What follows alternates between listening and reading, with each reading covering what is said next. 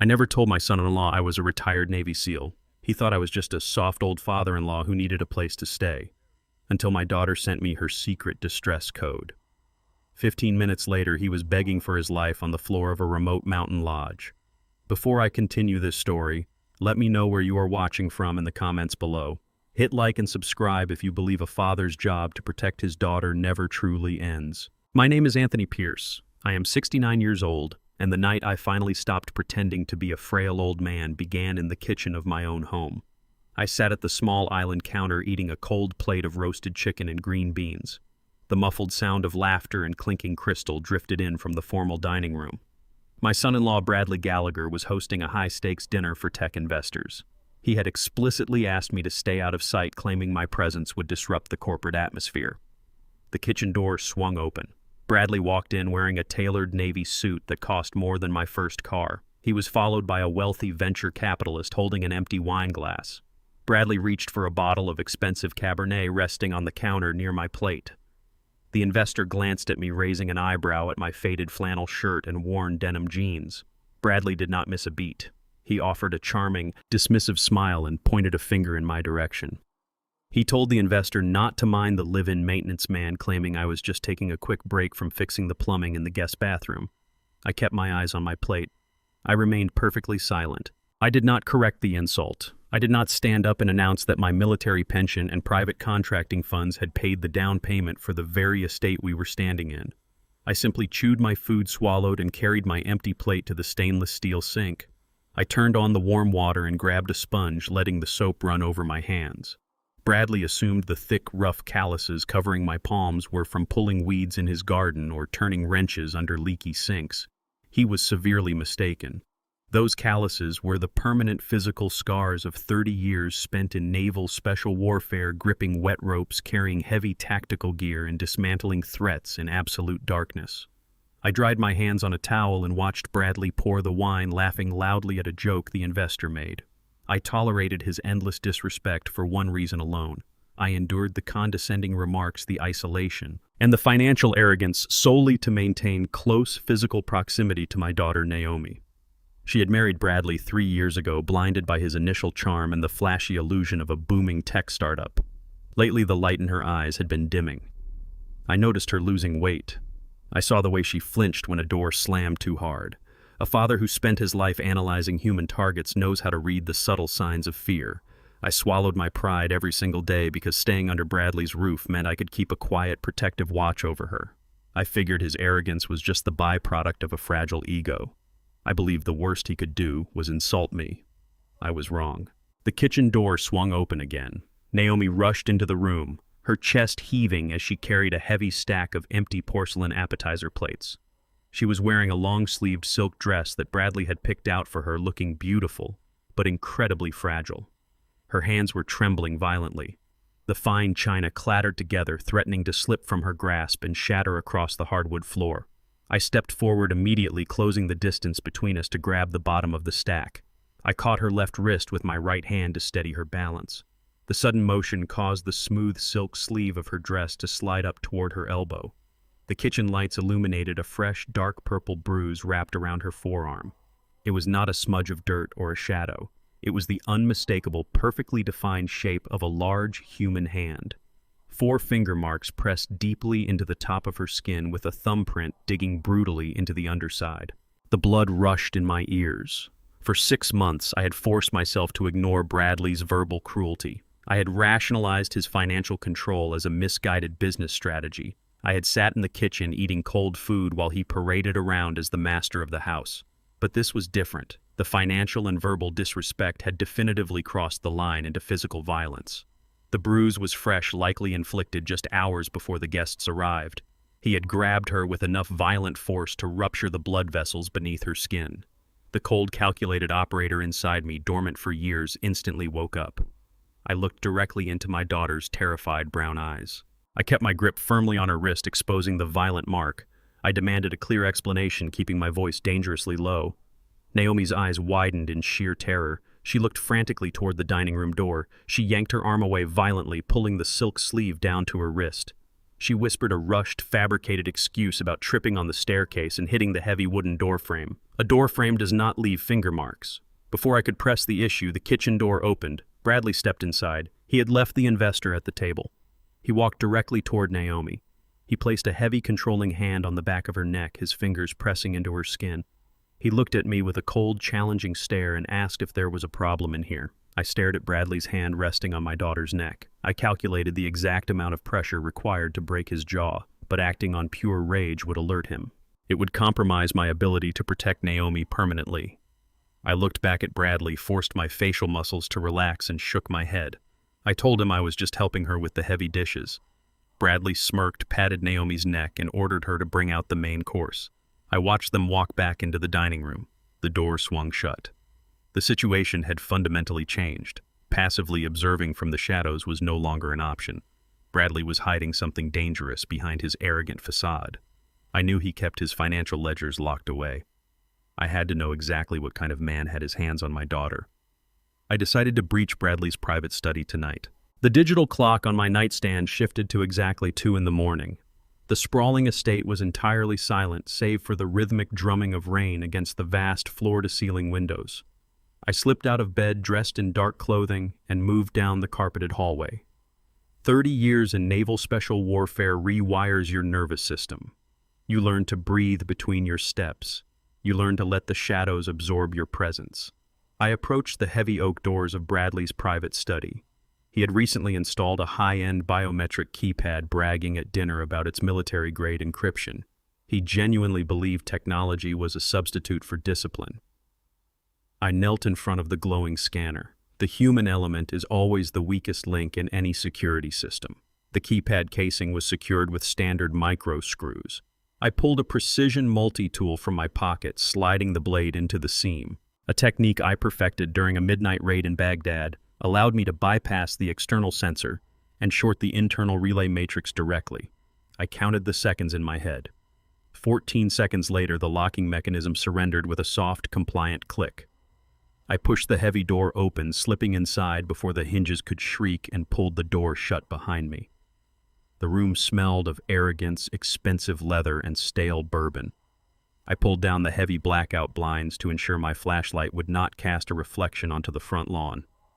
Bradley treated this room like a fortress, a place where he could hide his supposed brilliance from the rest of the world.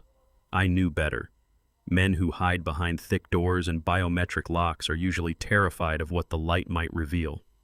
I stepped toward his massive mahogany desk, ready to uncover the truth behind his hollow empire. I sat in Bradley's oversized leather chair and opened his sleek silver laptop. For a man obsessed with security, his supreme arrogance proved to be his ultimate downfall. The machine was completely unencrypted, resting in sleep mode without a simple password requirement. The screen flared to life, illuminating the dark room with a harsh blue glow. I opened his primary financial spreadsheets, expecting to find the bloated, successful tech empire he constantly boasted about to his investors.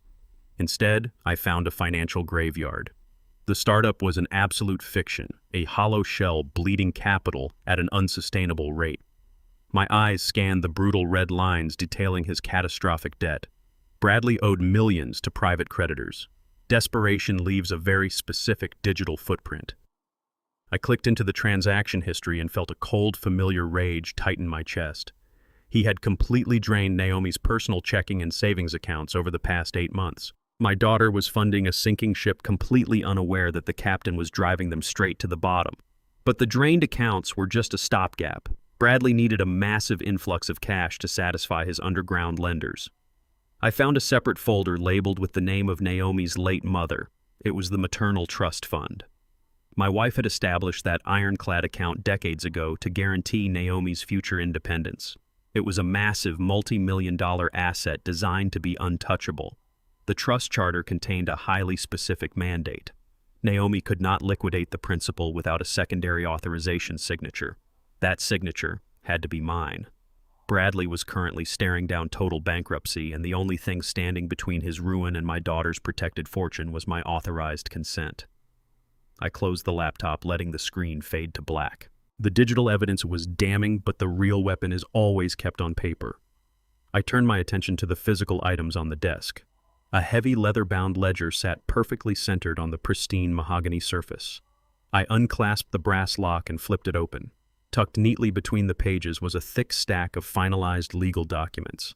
The header read as a complete, irrevocable transfer of the maternal trust fund into a newly established holding company. I cross-referenced the corporate identification numbers. The holding company was registered solely under Bradley's name. He was not just trying to borrow money. He was orchestrating a total, permanent financial wipeout of Naomi's inheritance. I flipped to the final page of the contract, scanning the signature lines. Naomi's elegant cursive sat on the first line, undoubtedly coerced or physically manipulated out of her. Below it, on the secondary authorization line, sat my signature. I stared at the dark blue ink. It was a flawless, meticulous forgery of my handwriting, capturing every loop and slant of my name with chilling accuracy. Beside the forged ink sat a freshly pressed notary stamp officially validating the illegal transfer. Bradley had found a corrupt notary willing to certify the execution without my physical presence. The documents were dated for immediate submission to the bank. This was the final nail in the coffin. Bradley had successfully weaponized the legal system to steal my daughter's future, reducing my 30 years of hard work and my late wife's legacy to an illegal corporate acquisition.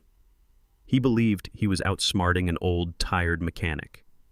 He believed his tailored suits and Ivy League vocabulary made him completely invincible.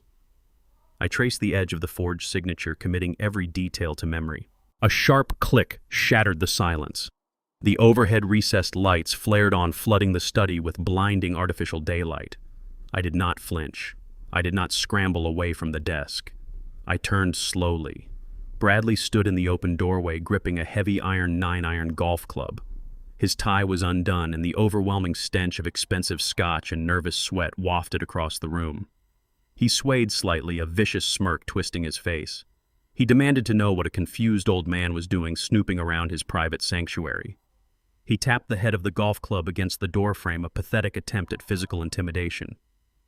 He boldly stated that I had finally lost my mind. He informed me, his voice dripping with condescension, that he was going to call the police right now. He promised to have them drag me out in handcuffs for breaking and entering. Worse, he threatened to have me committed to a locked psychiatric ward by sunrise, citing severe elderly dementia and violent paranoia.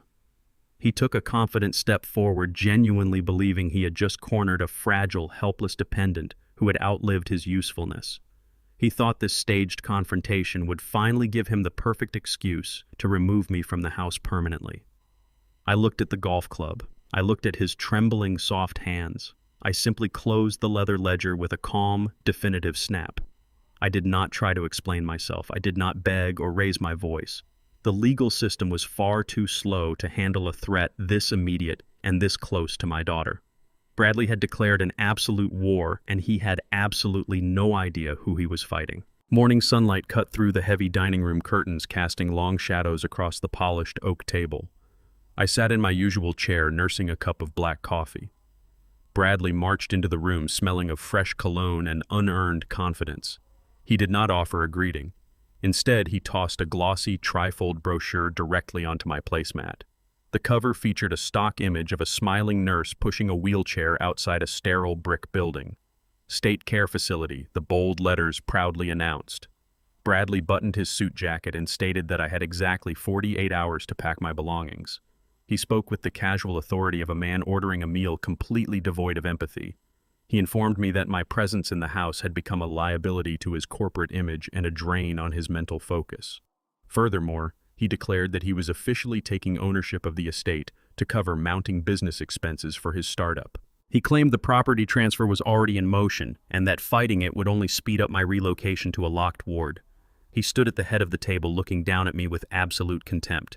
He expected outrage. He expected me to cry, to beg to remind him of the down payment I provided, or to plead for Naomi to intervene. He wanted to enjoy the spectacle of a broken old man losing his final sanctuary. I did not give him the satisfaction of a reaction. I simply picked up the brochure, examining the cheap paper between my calloused fingers. I felt the cold anger settling deep within my chest, replacing the last remnants of my patience with a freezing, calculated, absolute resolve. Bradley fundamentally misunderstood the foundation of my life. He looked at my faded jeans and quiet demeanor and saw a fragile retiree scraping by on a modest military mechanic pension. He believed this estate was the lucky result of a cheap mortgage secured decades ago. His arrogance blinded him to the reality of the financial battlefield.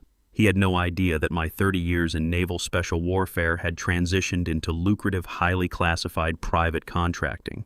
He did not know that the wealth I accumulated was quietly diversified into prime real estate across the state. Most importantly, Bradley was completely unaware that the towering glass building housing his heavily leveraged tech startup sat on commercial land owned entirely by a shell corporation I controlled. He was attempting to steal my home to save a business that I could legally crush with a single phone call. I looked up from the brochure and met his arrogant gaze. I nodded gently, folding the paper and placing it neatly in my shirt pocket. I told him I understood the situation perfectly. My voice remained entirely flat, betraying absolutely no emotion. Bradley smiled, a sickening display of triumph spreading across his face. He believed he had conquered me. He mistook my tactical silence for elderly submission. He turned his back on me, pouring himself a cup of coffee with the relaxed posture of a victorious king. He had just declared war on a man trained to dismantle enemy operations from the inside out, and he was celebrating his own impending funeral. I took another slow sip of my coffee. I allowed him to enjoy his delusion for a few more hours, knowing the legal and financial traps he had set for me were about to violently snap shut around his own neck. Heavy footsteps sounded on the hardwood floor as Naomi entered the dining room. She wore a thick cashmere sweater that swallowed her small frame, clearly chosen to hide the dark bruising on her forearm. She kept her eyes fixed on the floor, avoiding my gaze completely. Bradley slammed his coffee cup onto the counter. He grabbed her roughly by the upper arm, his fingers digging into her skin with deliberate force. He dragged her toward the front door, ignoring her quiet gasp of pain. He tossed a designer overnight bag onto the pristine marble floor of the foyer and announced they were departing immediately. He projected his voice so I would hear every word, bragging about a private corporate retreat deep in the mountains. He claimed they were going to celebrate his massive new wave of venture capital funding with a secluded weekend away from distractions. It was a thinly veiled excuse to isolate her. Naomi stumbled as he pulled her out the heavy front door and toward his idling luxury SUV. Before she climbed into the passenger seat, she turned her head and looked back at me through the open doorway. Her eyes held a dead, hollow stare, utterly devoid of the bright, resilient spirit she had possessed her entire life. It was the look of a hostage who had finally accepted her own execution. Bradley slammed the passenger door shut, cutting off our line of sight. He climbed into the driver's seat, revved the powerful engine, and accelerated aggressively down the long, winding driveway. The heavy tires kicked up gravel as the vehicle sped toward the main gates. I watched the taillights disappear around the bend, leaving the sprawling estate in absolute suffocating silence. The physical threat was now in motion. I walked slowly back into the dining room and began clearing the breakfast table. The mundane task grounded my mind, keeping the rising tide of fury strictly contained. I gathered the ceramic plates and wiped down the polished wood, moving with deliberate, measured precision. I placed the dishes in the sink and stood listening to the quiet hum of the refrigerator. Suddenly, a sharp vibration broke the silence. It did not come from my standard smartphone sitting on the counter. The vibration came from a heavy encrypted burner phone tucked deep inside the inner pocket of my jacket. I stopped breathing. I pulled the device out and stared at the small illuminated screen. A single text message had bypassed the encrypted firewall, routed through an emergency proxy server I had set up over a decade ago. The message came from Naomi. It contained no explanations, no pleas for help, and no coordinates. It consisted of only 2 words: Condition Black. The text vanished from the screen seconds after I read it, wiped by the security protocol. My pulse immediately dropped to a steady rhythmic 60 beats per minute. The cold mechanical focus of a naval operator flooded my veins, entirely replacing the gentle demeanor of a retired father. The distress code changed all the rules of engagement. It meant my daughter was facing an absolute immediate threat to her life. It meant the police could not be trusted or would arrive too late. It meant she needed her father to extract her violently. I placed the burner phone on the counter. The time for quiet observation and legal maneuvering was officially over. I turned away from the kitchen and walked straight toward the heavy steel door of my basement. The hunt had begun. I stared at the glowing screen of my burner phone. Condition Black was not a casual phrase. It was a highly classified distress protocol I had drilled into Naomi's head when she was a teenager. I taught her the specific codes during a time when my operational deployments made our family a potential target for foreign adversaries. She knew the severity of those 2 words. Condition Black translated to an absolute, immediate threat to life. It meant the situation had deteriorated past the point of negotiation or de-escalation. It meant law enforcement could not be trusted, or worse, that they simply would not arrive in time to prevent a fatality. It meant she needed her father to extract her violently and immediately. My thumb hovered over the power button. A civilian father might have called her back. A panicked man might have dialed emergency services and prayed for a swift police response. I did neither. Calling her would alert Bradley that I knew their true status, potentially forcing his hand and accelerating his violence. Calling the authorities would involve dispatch times, jurisdictional red tape, and negotiations. Bradley had already proven his willingness to use physical force to maintain control over her. He had forged my signature to steal her maternal trust fund. He had isolated her under the false pretense of a corporate retreat. Naomi was trapped in a moving vehicle with a desperate, financially ruined man who viewed her solely as a disposable asset. She had recognized the lethal reality of her situation and executed the protocol flawlessly. I pocketed the burner phone. The quiet, compliant father-in-law persona dissolved instantly. I was no longer the retired mechanic seeking a peaceful coexistence. I was a naval special warfare operator, and my primary target had just taken my daughter hostage. I did not panic. Panic is a luxury reserved for the unprepared. My breathing slowed, deepening into a measured, rhythmic cycle. My heart rate dropped to a steady 60 beats per minute. I pulled a heavily modified digital tablet from the false bottom of the kitchen pantry. I initiated a secure booting sequence and opened a hidden tracking application. I never trusted the standard tracking features on commercial cell phones, knowing Bradley could easily disable or discard Naomi's device.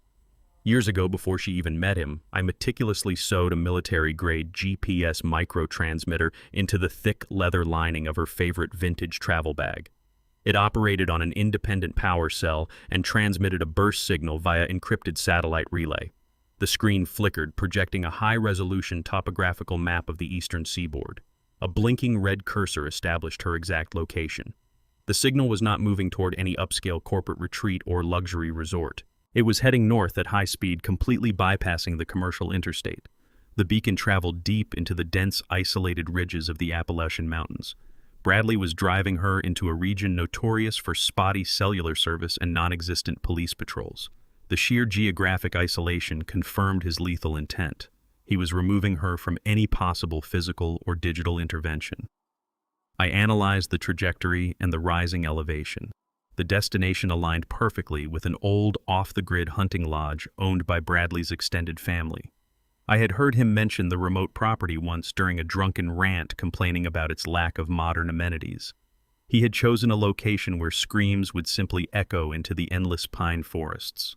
I memorized the coordinates, calculating the intercept trajectory and the estimated travel time based on the impending weather front. I walked down the hallway and descended the wooden stairs into the basement. The air was cool and smelled of damp earth and old oil. I approached the massive steel workbench bolted against the far concrete wall. I released a concealed magnetic latch hidden beneath the tabletop.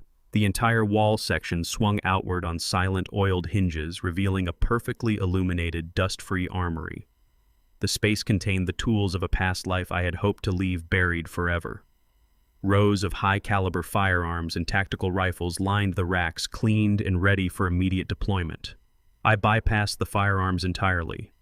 Gunfire draws unwanted attention and creates uncontrollable variables in a hostage scenario. Bradley had likely hired external security for a location that remote. I required absolute silence. I selected a custom-fitted matte black tactical rig, adjusting the straps over my dark clothing. I secured 3 pairs of heavy-duty industrial zip ties into the chest pouches. I retrieved a specialized titanium lockpick set, a ceramic combat blade, and a pair of compact thermal imaging binoculars. I loaded a high-capacity signal jammer designed to block all outgoing cellular and radio frequencies within a 2-mile radius. Every piece of equipment was chosen for surgical precision and total environmental control. I strapped a heavy flashlight to my belt and slid the ceramic blade into the sheath on my thigh. I looked at my reflection in the polished steel cabinet door. The soft, accommodating older man who wore faded cardigans and ate cold chicken in the kitchen was entirely gone. I closed the armory door, securing the magnetic latch. The basement returned to its unassuming appearance. I walked up the stairs, leaving the civilian world behind. I exited through the side door and approached my battered 1990 Ford truck. The vehicle looked like a rusted relic on the outside, but underneath the faded paint it housed a heavily modified suspension and a reinforced high-performance engine capable of navigating brutal off-road terrain. I threw my tactical gear onto the passenger seat and climbed behind the wheel. I turned the ignition and the engine roared to life with a low, aggressive hum. I backed out of the driveway, merging onto the dark, rain-slicked suburban road. I reached into my jacket and retrieved my encrypted satellite phone. I dialed a highly secure international number. Elliot Dawson answered on the first ring. Elliot was not just a brilliant corporate lawyer who managed my covert assets. He was a former military judge advocate general who owed me his life following a chaotic extraction operation in Somalia 2 decades ago. I relayed the exact GPS coordinates of the Appalachian hunting lodge. I told him Naomi had triggered Condition Black. Elliot's voice lost all its usual corporate warmth, turning razor-sharp and utterly professional. I gave him a direct, non-negotiable order. I demanded an immediate, absolute financial blockade on every single account, shell company, and credit line connected to Bradley Gallagher. Elliot confirmed the order, his fingers already clattering across a mechanical keyboard on the other end of the line. He promised to freeze Bradley's assets so thoroughly that the man would not be able to buy a cup of coffee. I ended the call and tossed the phone onto the dashboard. I shifted the heavy truck into a higher gear, accelerating fiercely into the gathering storm. The pursuit was active. The hunt had officially begun. The heavy Ford truck tore through the winding Appalachian mountain roads. A torrential downpour lashed against the windshield, the heavy rain providing the perfect acoustic cover to mask the rumble of the modified engine. I kept the headlights off, navigating the treacherous switchbacks, using only the pale green glow of my night vision goggles. My encrypted earpiece crackled to life. Elliot Dawson's voice cut through the static, sharp and entirely devoid of his usual corporate polish. He had executed the financial blockade, but his subsequent deep dive into Bradley's communications yielded catastrophic intelligence. Elliot bypassed the basic encryption on Bradley's hidden messaging apps. Bradley was not hosting a private corporate retreat to celebrate venture capital funding. He was desperately organizing a secluded rendezvous with the men who owned his debt. Elliot's voice hardened as he read the intercepted logistics. Bradley was meeting with representatives of an underground lending syndicate known for extreme violence and absolute zero tolerance for default. The tech startup was a complete illusion, an empty shell designed to launder money that Bradley had recklessly squandered. The investors he claimed to be meeting were actually enforcers coming to collect their capital. Bradley had lured my daughter into a lightless, isolated trap with heavily armed criminals converging on their exact coordinates. I downshifted, accelerating through a sharp curve. The stakes had instantly elevated from a domestic extraction to a multi-threat tactical rescue. I ordered Elliot to keep monitoring the syndicate's incoming vehicle traffic and to intercept any outgoing distress signals from the lodge. I kept both hands firmly on the steering wheel, calculating the distance remaining to the target. The storm raged outside, reflecting the cold, calculated violence building in my chest. Elliot continued to feed tactical intelligence through the earpiece. His rapid keystrokes echoed softly in my ear. He uncovered the exact sum of Bradley's catastrophic failure. My son-in-law owed precisely $2 million to the syndicate, with interest compounding daily. The fraudulent trust fund transfer documents I found in his study were not a long-term financial strategy. They were a desperate, immediate ransom payment. Bradley intended to force Naomi to sign the final authorization papers tonight at the remote lodge, using absolute physical isolation to break her will. He needed her signature to legally liquidate the maternal trust and hand the capital directly to the approaching enforcers. Elliot's voice dropped an octave, delivering the final lethal piece of the puzzle. He had decrypted a series of deleted text messages between Bradley and a cleanup specialist. Once Naomi signed those documents, she completely lost her value. To prevent her from challenging the transfer or reporting the brutal coercion, Bradley planned to eliminate her entirely. He had mapped out a steep, unguarded ravine 2 miles from the lodge. He intended to stage a tragic, fatal car accident in the mountains under the cover of the violent storm, leaving him as the grieving, wealthy widower. The deep purple bruise on her forearm was just the beginning of his violence. He planned to murder my daughter before sunrise. I gripped the steering wheel until the leather groaned under the pressure. Bradley viewed human life as a disposable asset on a spreadsheet. He had meticulously calculated her execution. I calculated my response. I informed Elliot that the extraction protocol was now a termination of threat mission.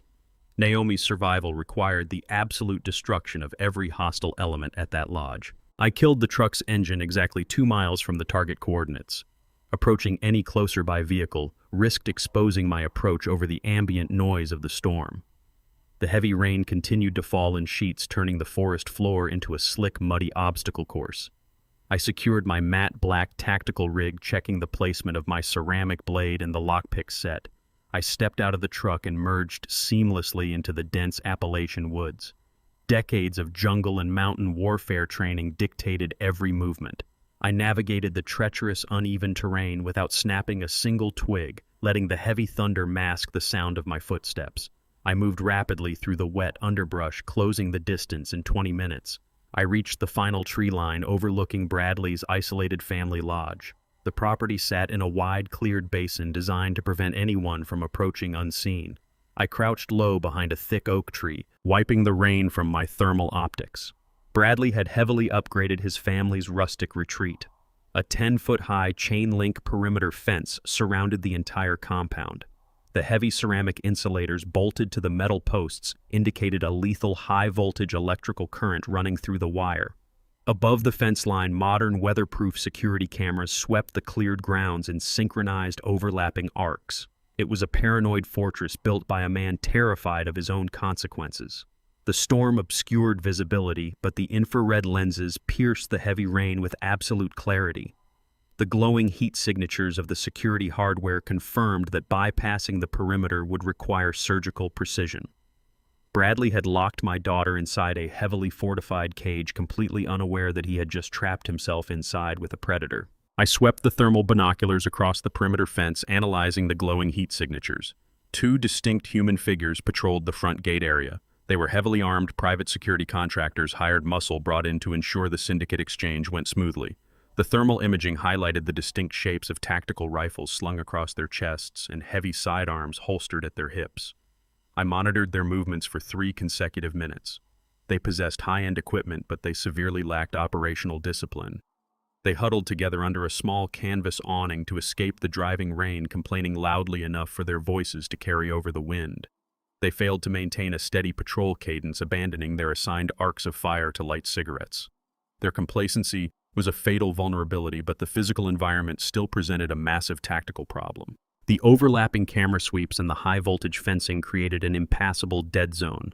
A frontal assault across the illuminated muddy clearing would instantly expose my position, triggering an alarm and placing Naomi in immediate crossfire. I lowered the binoculars, letting the cold rain wash over my face. Brute force was a guaranteed failure. To extract my daughter without casualties, the external security apparatus had to be neutralized without firing a single shot. I memorized the exact timing of the camera rotations and the precise length of the guard's lazy patrol route. The entire electronic security grid fed into a single reinforced utility box mounted on the eastern wall of the lodge. I realized I could not fight my way into the fortress. I had to plunge the fortress into absolute darkness and dismantle the security grid from the inside out. The soft father-in-law was dead. The ghost had arrived. The mechanical whir of the modern security cameras cut through the heavy sound of the torrential mountain rain. I crouched low in the dense brush at the edge of the tree line, watching the overlapping infrared beams sweep across the flooded clearing. Bradley had purchased high-end equipment, but he had installed it with a civilian's fundamental misunderstanding of overlapping fields of view. I counted the mechanical rotation cycles in my head. A camera mounted on the northern corner panned left. A second unit on the eastern fascia swung right. The synchronization was inherently flawed. I identified a precise 3-second window where the lenses turned their blind sides to the eastern utility box mounted on the cold stone wall of the lodge. 3 seconds is an absolute eternity if you know how to govern your momentum. The northern camera began its outward pivot. I exploded from the tree line. My boots hammered into the slick, muddy grass. My body angled aggressively low to minimize my physical profile. Decades of nighttime infiltrations dictated my stride, ensuring my tactical rig made absolutely zero noise against the howling wind. 1 second. 2 seconds. The eastern camera began its mechanical return sweep. I threw my back flat against the freezing stone wall of the lodge, sliding perfectly into the narrow vertical shadow beneath the lens housing. The mechanical whir passed inches above my head. The camera registered nothing but the empty, rain-swept yard. I controlled my breathing, merging my physical presence with the solid structure of the building. The external perimeter was officially breached. I edged silently along the rough stone, moving carefully away from the camera's downward arc and toward a row of tall, rain-streaked windows flanking the rear terrace. I pressed the edge of my thermal optics against the wet glass, adjusting the focal ring to cut through the heavy condensation. The interior of the main living room materialized in crisp, illuminated detail. Bradley stood near the center of the room, pacing frantically in front of a roaring stone fireplace. He gripped a thick stack of legal documents in his left hand and a heavy black handgun in his right. My eyes immediately shifted past his erratic movement, locking onto the heavy oak chair, positioned in the center of a large Persian rug. Naomi sat bound to the heavy timber. Thick nylon rope secured her wrists to the wooden armrests and lashed her ankles tightly to the chair legs. Her head hung low, her silk dress stained with dark mud and torn at the shoulder. Seeing my daughter restrained like an animal triggered a cold, absolute shift in my psychological baseline. Years ago, I drilled the Condition Black protocol into her mind specifically because of the brutal, unforgiving realities I had witnessed overseas. I knew the specific depths of human depravity. I knew that monsters existed and they did not always wear enemy uniforms in foreign combat zones. Sometimes they wore expensive tailored suits and attended polite corporate dinner parties. I had spent 30 years neutralizing men who preyed on the helpless. Bradley had crossed a definitive line that stripped him of his civilian protections. He was no longer a misguided, arrogant businessman. He was a hostile combatant holding a high-value target hostage. I lowered the binoculars, letting the icy rain wash over my face. The stark reality of the situation solidified my tactical objective. There would be no negotiations. There would be no legal warnings. I would dismantle this threat completely, and I would show absolutely no mercy. Bradley stopped his frantic pacing and lunged aggressively toward the oak chair. I watched through the streaked glass as he screamed directly into Naomi's face. The heavy storm muted the exact words, but his erratic body language broadcast his sheer, terrifying desperation. He grabbed a fistful of her hair, snapping her head back violently against the hard wood. Naomi squeezed her eyes shut, turning her face away from him in sheer terror. Bradley raised his free hand and delivered a vicious, open-palmed slap across her cheek. The brutal impact snapped her head to the side. My jaw tightened so hard my teeth ached. My right hand instinctively dropped to the textured grip of my ceramic blade. Bradley slammed the stack of trust fund transfer documents onto a small wooden table beside her chair. He shoved a heavy silver pen against her palm, attempting to force her trembling fingers to wrap around the barrel. When she adamantly refused to open her hand, Bradley unclasped the safety mechanism on his handgun. He pressed the cold steel barrel directly against Naomi's right temple. He leaned in incredibly close, shouting a final lethal ultimatum into her ear. Naomi shook her head, keeping her eyes clamped shut in terrified defiance. She knew signing those papers meant her immediate execution. I mapped the ballistic angles through the window. The glass was thick, likely double-paned, and heavily reinforced against mountain storms. Attempting to breach the window forcefully would instantly alert him. More critically, Bradley's unstable posture and his finger resting nervously on a hair trigger meant that any sudden noise or shattering glass could cause a reflexive muscle contraction. I could not risk a tactical entry through the glass without severely endangering my daughter's life. I had to draw his focus away from her instantly. I slid silently away from the window, moving swiftly along the stone wall until I reached the main electrical utility box I had identified during my initial perimeter sweep. A heavy steel padlock secured the metal casing protecting the primary power feed and the automated backup generator circuits. I extracted the titanium lockpick set from my tactical rig. My hands operated with total muscle memory, entirely unaffected by the freezing rain pouring down my neck. I inserted the tension wrench and raked the internal pins with rapid precision.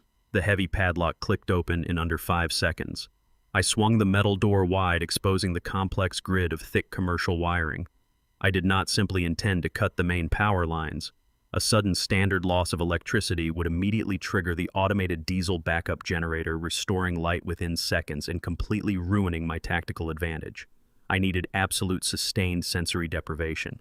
I pulled my ceramic blade, slicing cleanly through the thick rubber insulation of the primary arterial wires.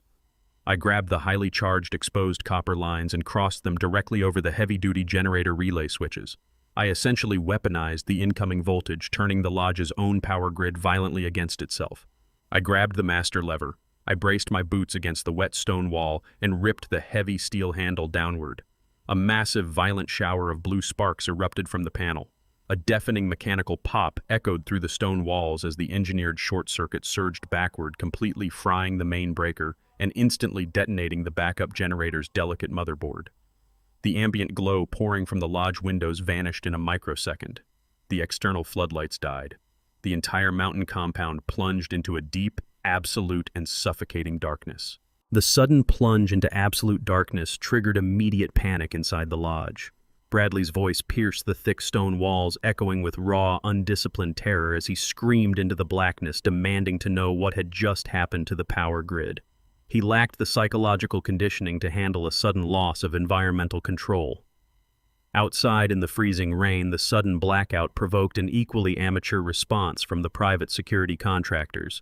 I watched from the shadows of the eastern wall as both men immediately unclipped heavy tactical flashlights from their vests. They ignited the high lumen beams, frantically sweeping the white pillars of light across the flooded clearing and the dense tree line. Igniting those flashlights was a fatal tactical error. The intense glare completely eradicated their eyes' natural night vision, rendering everything outside the narrow cones of light entirely invisible to them. They were effectively blinding themselves while loudly broadcasting their exact positions to anyone watching from the dark. I remained pressed against the cold stone, steadying my breathing as I reached into my tactical rig. I extracted my military-grade night vision goggles and pulled them down over my eyes. I activated the power switch. A faint electronic whine hummed near my ear as the dual lenses powered up instantly, translating the pitch-black environment into a crisp, illuminated green landscape. The heavy rain transformed into falling streaks of glowing light. The terrain, the mud, the lodge, and the two frantic guards stood out in hyper-realistic detail. The playing field had completely inverted. The men outside relied on floodlights to feel secure, but I had spent 30 years adapting to the absence of light. The darkness was not an obstacle to me. It was an ally. The world belonged to me now. Through the crisp green display of my optical lenses, I watched the security guard stationed near the front gate raise a heavy radio to his shoulder. A burst of static crackled over the open frequency before the man began complaining bitterly to his partner on the opposite side of the perimeter. He cursed the weather and expressed loud disbelief over the simultaneous failure of both the main grid and the backup diesel generator. He assumed the storm had simply caused a catastrophic hardware malfunction. The guard lowered his flashlight and stepped away from the relative safety of the front entrance. He began a slow, miserable trudge through the thick mud, moving directly toward the eastern utility box where I waited in complete silence. He swept his bright beam back and forth across the ground, utterly dependent on the battery-powered light to navigate the familiar terrain. Men like him were products of a modern security apparatus that relied heavily on technological superiority and sheer visual intimidation. They operated under the assumption that high-voltage fences and overlapping camera arcs did all the heavy lifting. They possessed no genuine combat intuition.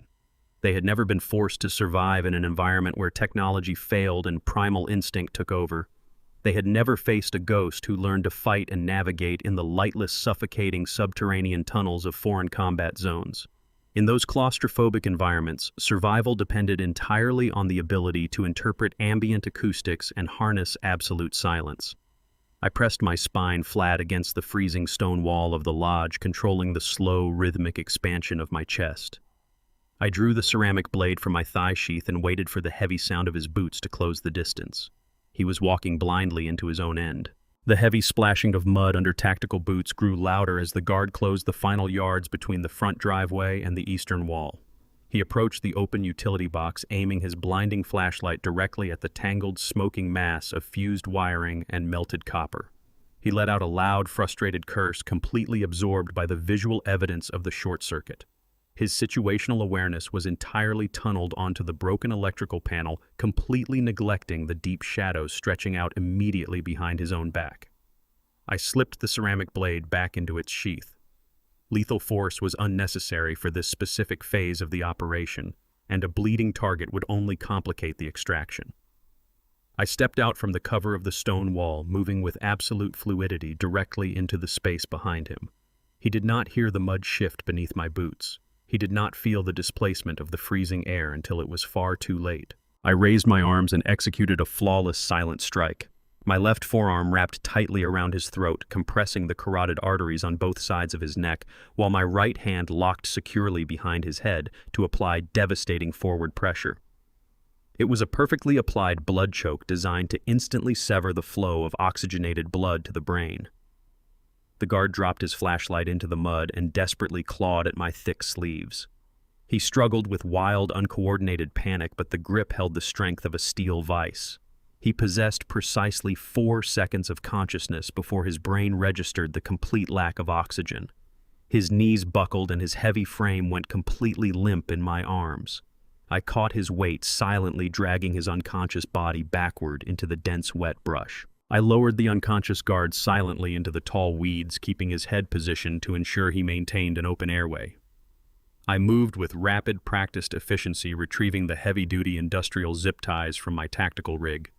I bound his wrists tightly together behind his back, pulling the thick nylon strap until the locking mechanism bit deeply into the plastic ridges. I secured his ankles with equal force, effectively neutralizing any threat he might pose upon waking. I stripped the tactical rifle from his chest sling and unholstered the heavy sidearm strapped to his thigh, tossing the weapons deep into the flooded underbrush where they could not be easily recovered. Finally, I unclipped the two-way radio from his vest and secured it to my own belt. Less than a minute after he had approached the utility box, his partner's voice crackled sharply through the stolen radio speaker. The second guard demanded an immediate status update, his tone laced with growing anxiety over the sustained silence. A verbal response would instantly compromise the perimeter infiltration. Instead, I reached down and pressed the tactile transmit button on the side of the radio twice in rapid succession. 2 sharp, distinct clicks echoed back over the open channel. It was a standard universal false clear signal used in security operations to indicate the receiver was busy but secure. The ruse worked flawlessly. The radio remained silent as the second guard relaxed his posture on the opposite side of the compound, falsely assuming his partner was simply struggling to reset a blown breaker in the rain. The external threat was now reduced by half, and the remaining guard was completely unaware of the breach. I turned away from the brush and moved silently toward the front doors of the lightless lodge. I stepped away from the brush and approached the heavy oak double doors of the main entrance. The storm masked the metallic clink of my titanium pick sliding into the brass lock cylinder. 5 seconds later, the deadbolt released. I pushed the door open just wide enough to slip my shoulders through and stepped into the pitch-black foyer. The air inside smelled of expensive cedar and stale fear. My night vision goggles illuminated the massive vaulted living area in sharp green contrast. The second private security contractor stood at the base of the grand wooden staircase. He was highly agitated. The sudden power failure and his partner's radio silence had severely compromised his baseline composure. He swept a high-powered tactical flashlight erratically across the mounted hunting trophies and the stone fireplace. The erratic movement of the beam was an amateur mistake. He was hunting for a physical presence while completely blinding himself to the shifting shadows. I stepped off the small entry rug and moved onto the exposed hardwood floor. Decades of urban combat operations teach you how to distribute your body weight to eliminate acoustic footfalls. I rolled my steps from the outer edge of my boot to the toe, moving in perfect sync with the rhythmic crashes of thunder outside. I glided across the expansive room, weaving seamlessly through the deep blind spots created by the heavy leather furniture and the sweeping cone of his own flashlight. The contractor took a hesitant step backward, his breathing shallow and rapid. He raised his radio again, demanding a response from the man I had just left tied up in the mud. I closed the final 10 yards while he was distracted by the radio static. The human nervous system possesses an innate primal warning system. The guard felt the sudden shift in air pressure directly behind his left shoulder. He dropped the radio and spun around, instinctively raising his tactical rifle toward the empty darkness. His reaction was swift but fundamentally uncoordinated. He never had the chance to level the barrel. I stepped inside his firing arc and executed a devastating, precise strike to the side of his neck. My hardened ceramic blade handle slammed directly into his brachial plexus, the dense network of nerves controlling his upper body. The mechanical shockwave severed his brain's connection to his motor functions instantly. His eyes rolled backward. The heavy flashlight slipped from his paralyzed grip and clattered onto the hardwood floor, rolling toward the base of the stairs and casting wild, spinning shadows across the walls. The contractor collapsed like a severed puppet, completely unconscious before his knees even hit the floor. I caught his tactical vest, lowering his heavy frame silently to the ground to prevent any secondary impact noise. I knelt beside him and retrieved my heavy industrial zip ties. I bound his wrists and ankles with the exact same ruthless efficiency I had applied to his partner outside. These men were accustomed to intimidating unarmed civilians and collecting easy paychecks from wealthy, desperate clients. They had never operated against a specialized combat veteran who viewed their modern tactical gear as a massive liability. I stripped his sidearm and ammunition pouches, sliding the weapons across the slick floor and out of reach. The entire external and internal security apparatus was now completely dismantled. The perimeter belonged to me. The only remaining hostile element on the mountain was the coward currently holding my daughter hostage on the second floor. The heavy thud of the security contractor's flashlight striking the wooden floorboards echoed sharply up the grand staircase. That singular metallic crash shattered Bradley's fragile grip on reality. Upstairs in the master bedroom, sheer unfiltered panic consumed him. He shouted the names of his hired guards into the lightless void. When only the howling storm answered him, his arrogant corporate persona evaporated entirely. I listened through the ceiling as his heavy footsteps scrambled across the floor. He let out a primal, terrified scream and grabbed Naomi. The agonizing scrape of the heavy oak chair dragging across the wooden floorboards confirmed he was moving her. He pulled her violently toward the reinforced master suite at the end of the second-floor landing. The family lodge had been retrofitted with a high-end panic room masquerading as a master bedroom. I heard the massive steel core door slam shut. A rapid succession of heavy mechanical clicks resonated through the dark house. Bradley was violently throwing the internal deadbolts and engaging the reinforced steel locking bars. He was sealing himself inside a vault. His voice bled through the thick timber, vibrating with hysterical fear. He screamed that he was heavily armed. He swore he would empty the entire magazine of his handgun into anyone who dared to touch the door handle. He was completely unhinged, operating purely on adrenaline and extreme paranoia. He believed the loan sharks had bypassed his security grid and were coming up the stairs to execute him for his unpaid debts. He had no idea the men he owed money to were still navigating the flooded mountain switchbacks miles away. He had no idea the actual threat standing in his hallway was infinitely more dangerous than any underground syndicate enforcer. I placed my foot on the first wooden step of the grand staircase.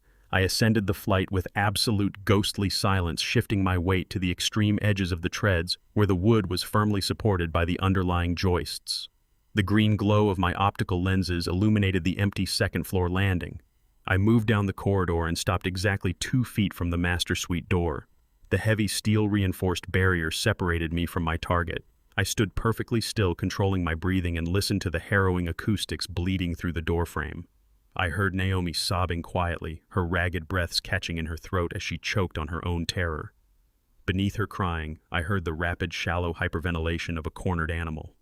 Bradley was pacing erratically just a few feet away, muttering frantic threats to himself and continually clicking the safety mechanism of his handgun on and off. He was entirely unpredictable, trapped in a windowless room with a hostage and a loaded weapon.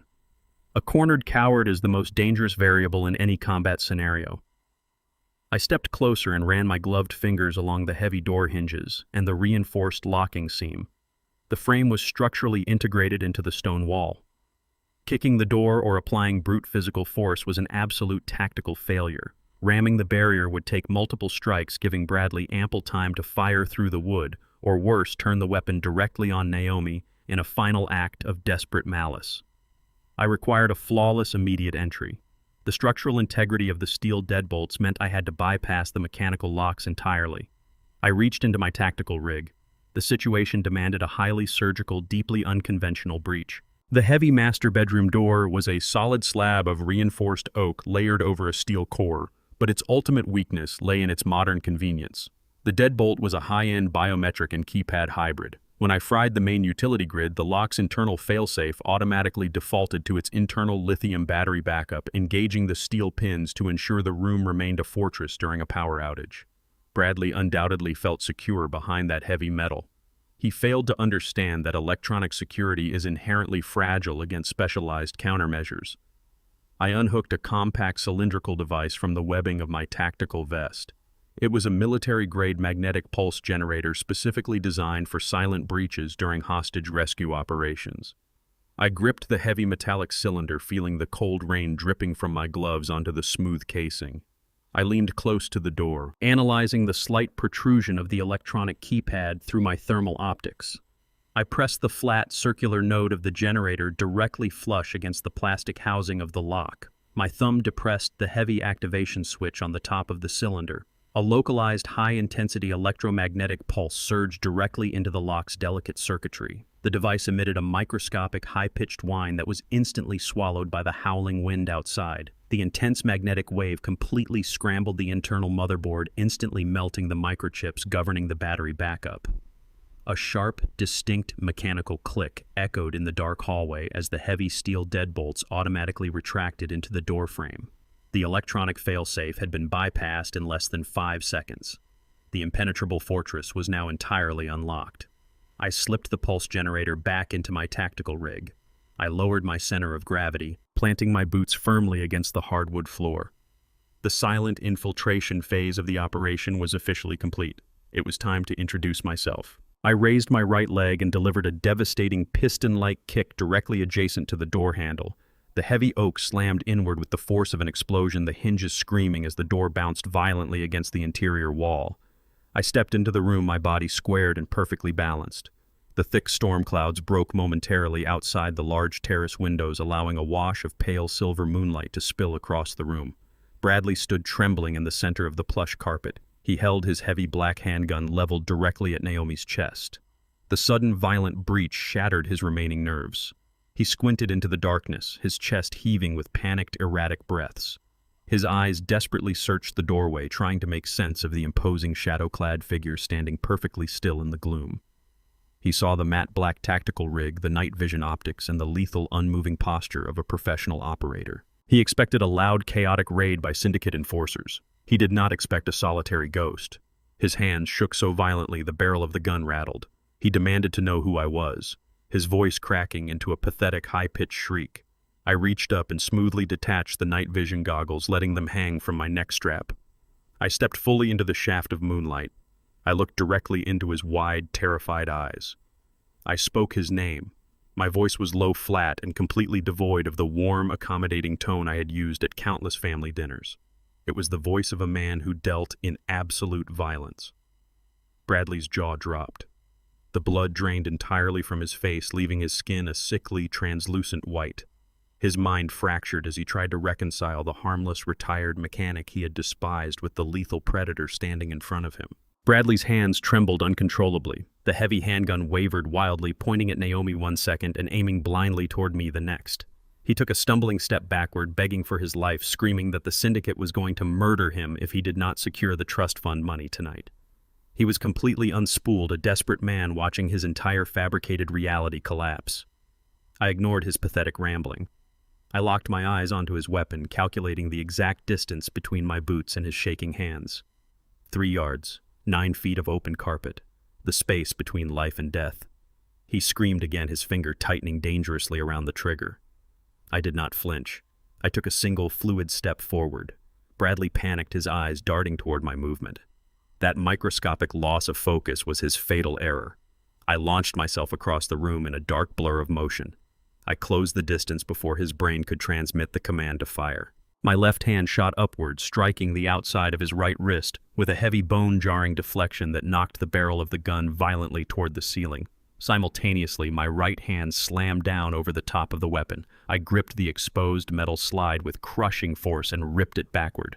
The magazine ejected, and the live round in the chamber spun harmlessly into the air, completely disabling the firearm. I did not stop my momentum. I clamped my hands around his right wrist, twisting his arm inward with brutal, calculated leverage. I applied absolute, unforgiving pressure. A sickening, wet snap echoed through the room as the bones in his wrist shattered under the torque. The useless, dismantled handgun clattered heavily onto the hardwood floor. Bradley dropped to his knees, clutching his mangled wrist against his chest. A high, agonizing scream tore from his throat, echoing off the high ceiling of the master suite. He collapsed onto the Persian rug, writhing and sobbing in a pathetic display of physical agony. I did not spare him a second glance. I stepped cleanly over his thrashing body and moved directly to the heavy oak chair. Naomi sat frozen, her eyes wide with shock and disbelief. She stared at me, trying to process the violent tactical phantom that had just saved her life. I pulled my ceramic blade and sliced through the thick nylon ropes binding her wrists and ankles. The blade cut the heavy fibers like wet paper. The moment the bindings fell away, the adrenaline holding her together completely evaporated. She lunged forward, throwing her arms around my neck. She buried her face into my tactical vest, her body shaking with violent, uncontrollable sobs. I wrapped my arms around her, pressing my hand against the back of her head. I whispered her name, my voice softening instantly, letting her know she was absolutely safe.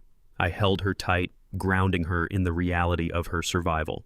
I waited until her frantic breathing began to slow, giving her the exact amount of time she needed to realize the nightmare was over. Then slowly I turned my head. My eyes locked onto the pathetic, broken man crying on the floor. The maternal warmth in my chest instantly vanished, replaced by a cold, glacial fury. The physical extraction was complete. The immediate threat to my daughter was neutralized. Now the psychological destruction of Bradley Gallagher would begin. I stepped away from Naomi, the brief moment of paternal comfort hardening instantly back into tactical resolve.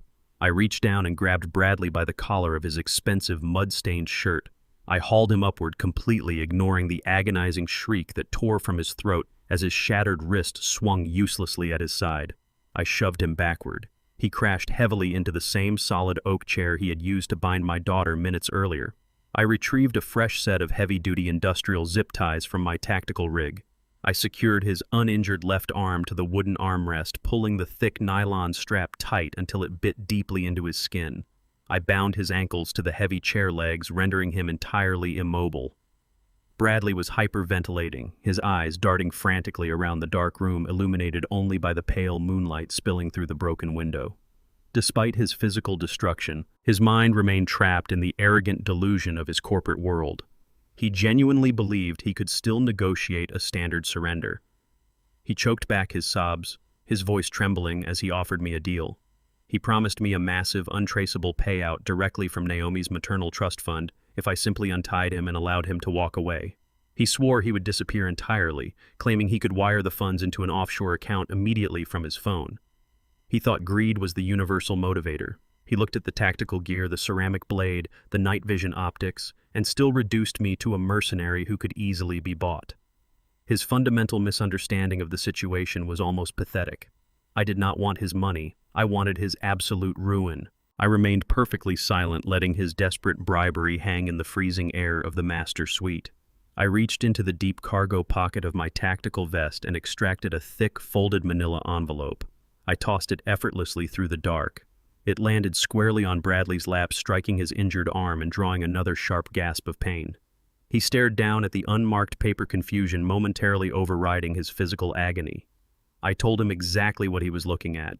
It was the comprehensive forensic audit compiled by Elliot Dawson over the past 3 hours.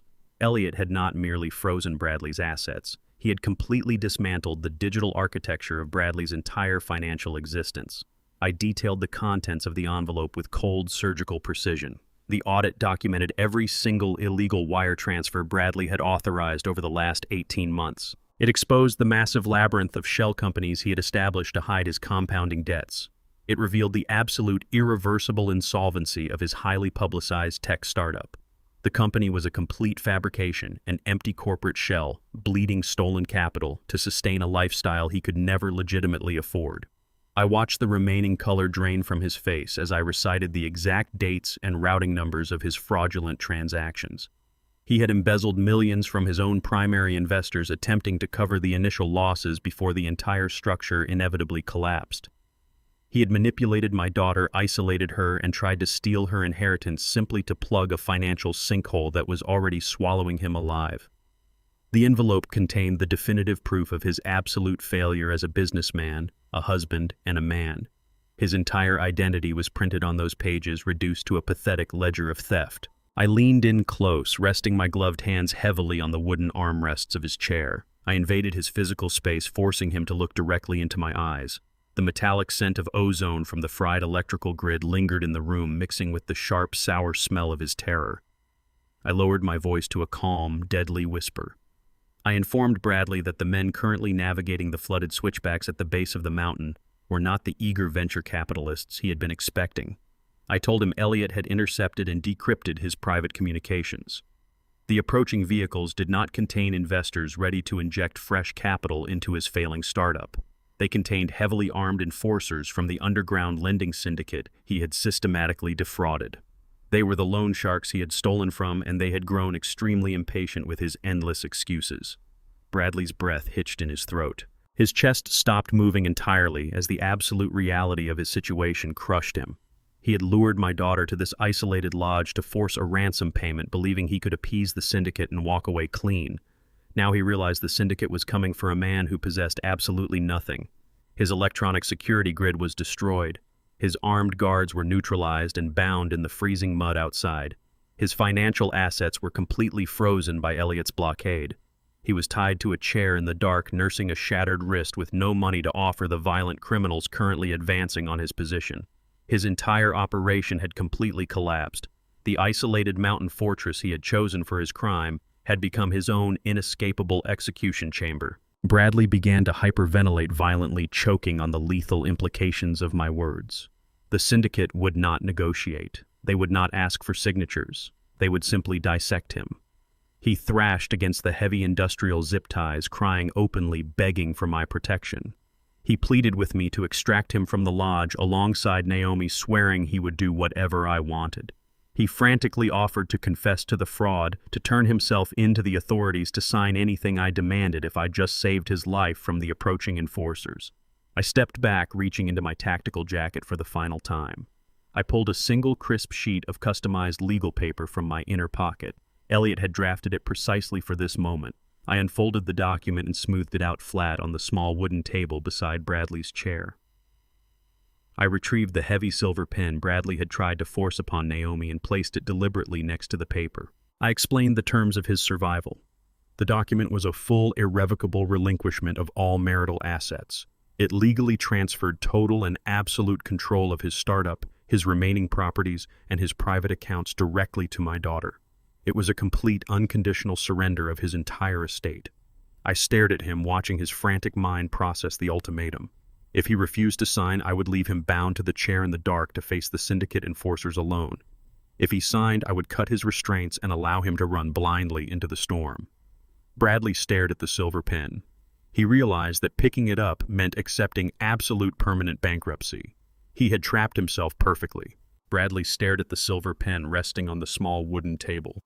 The initial wave of physical agony and primal terror began to recede, replaced by a desperate, venomous surge of corporate arrogance.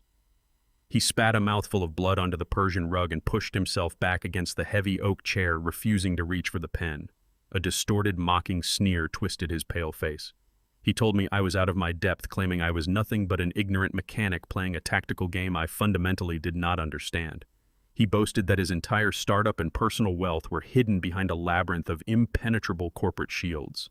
He insisted his assets were entirely untouchable, completely insulated from personal bankruptcy or coerced relinquishment forms signed under duress. His voice rose, dripping with absolute contempt, as he threatened to drag Naomi through a brutal, decades-long legal bloodbath. He promised to weaponize his high-priced legal team to bury her in endless litigation, tying up the maternal trust fund in court until she was completely destitute. He sneered that top-tier corporate lawyers would effortlessly shred the forensic audit, framing it as a desperate, fabricated extortion attempt by a violent, unstable father-in-law. Bradley believed he still controlled the board. He clung to the illusion that the legal system he had manipulated for years would protect him from the immediate physical reality of the dark room. He looked at the document with absolute disgust, boldly declaring that he would never surrender his empire to a woman he considered completely disposable. He crossed his uninjured arm over his chest, shielding his shattered wrist, and dared me to do my worst, entirely convinced that his corporate armor made him invincible. I did not raise my voice or react to his empty legal threats. I reached into my tactical rig and extracted my encrypted satellite phone. I tapped the screen once, routing the active connection directly to the external speaker, and set the device on the table next to the unsigned relinquishment document. I ordered Elliot to proceed. Elliot Dawson's calm, authoritative voice instantly filled the freezing, pitch-black room. He bypassed pleasantries and delivered the lethal financial blow with absolute corporate precision.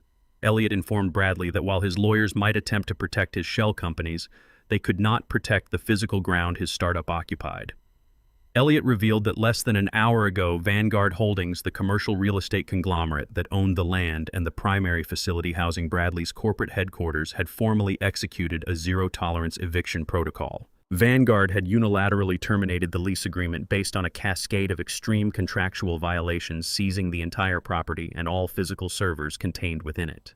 Bradley's sneer faltered, confusion bleeding into his eyes as he stammered that his lease was ironclad and fully prepaid. Elliot's voice remained razor-sharp, explaining that the lease was contingent on basic financial solvency, a condition Bradley had massively breached. Then, Elliot delivered the final, crushing detail. He clarified the exact ownership structure of the real estate conglomerate that had just legally seized Bradley's entire operation.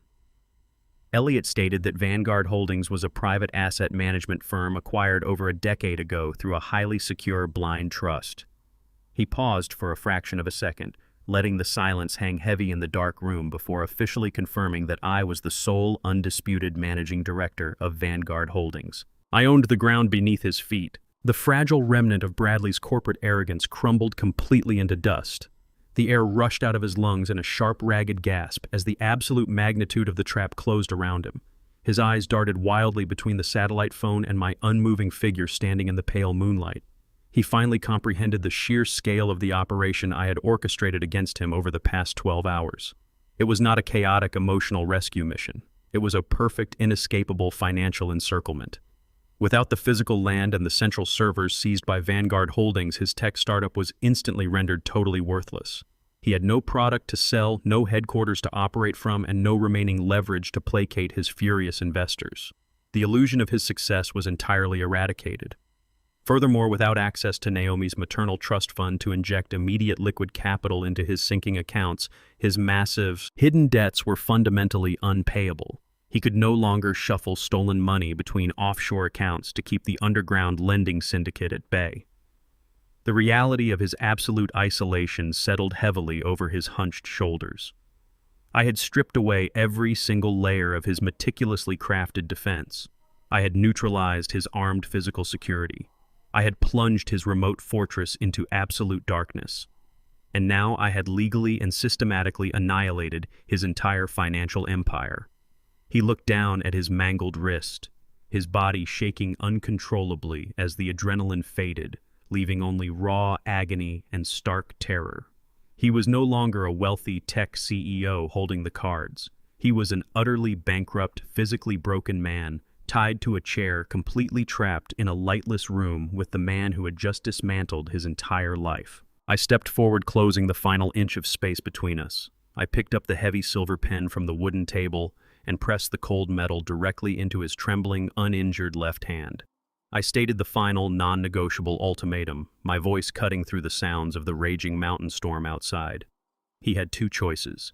He could sign the total relinquishment document legally, surrendering every remaining asset to Naomi, and walk out of the lodge alive to face the inevitable crushing weight of federal fraud charges and a lifetime in prison. Or he could refuse to sign, and I would leave him exactly where he was bound, bleeding and entirely defenseless, while I extracted my daughter and let the violent loan sharks advancing up the mountain handle the collection of his debt. I reminded him that the syndicate enforcers did not use legal contracts or high-priced lawyers to settle their accounts. They used absolute brutality. The ticking clock of his survival was running out. Bradley's breath hitched. He turned his head, his wide, terrified eyes darting toward the rain-streaked window. A distant heavy rumble of approaching engines echoed faintly through the storm, signaling the arrival of the men he had defrauded. The reality of an agonizing, violent death at the hands of the syndicate eclipsed his greed. His survival instinct violently overrode his desperate need to maintain his wealth. He let out a pathetic, broken sob, his shoulders sagging in absolute defeat. He lowered his head, pressing the tip of the silver pen against the heavy legal paper. With a shaking, erratic hand, Bradley signed his name, officially surrendering his empire and choosing the cold, miserable reality of survival. Bradley's head hung low, the silver pen trembling in his uninjured left hand. To an untrained observer, his slumped shoulders and ragged, weeping breaths signaled absolute capitulation. The illusion of complete defeat was the final refuge of a cornered coward. He hovered over the crisp, legal document, the tip of the pen a fraction of an inch from the signature line. The moonlight spilling through the broken window cast long shadows across the heavy wooden table, illuminating a heavy brass bookend shaped like a rearing stallion resting precariously on the edge of the desk. In that microsecond of silence, the distant rumble of the syndicate's approaching engines echoed over the mountain storm. It was the absolute point of no return. The sheer terror of the loan sharks colliding with his suffocating narcissistic arrogance triggered a final lethal surge of adrenaline. Bradley did not drop the pen to sign his ruin. He dropped it to free his hand. His posture snapped from total submission to frantic aggression in a single explosive movement. He lunged across the short distance, his left hand snatching the heavy brass weapon from the edge of the table. He swung the solid metal base in a wild, desperate arc directly aimed at my left temple, putting the entire weight of his panicked body behind the blow. He genuinely believed his sudden, violent outburst would catch an elderly father-in-law completely off guard.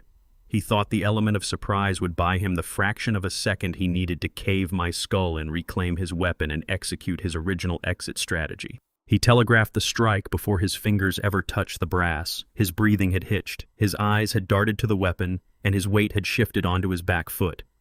Decades of specialized close-quarters combat training had conditioned my central nervous system to read micro-expressions and preempt kinetic violence long before it materialized.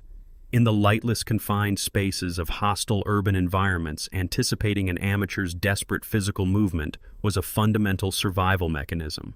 I did not retreat from the swinging metal.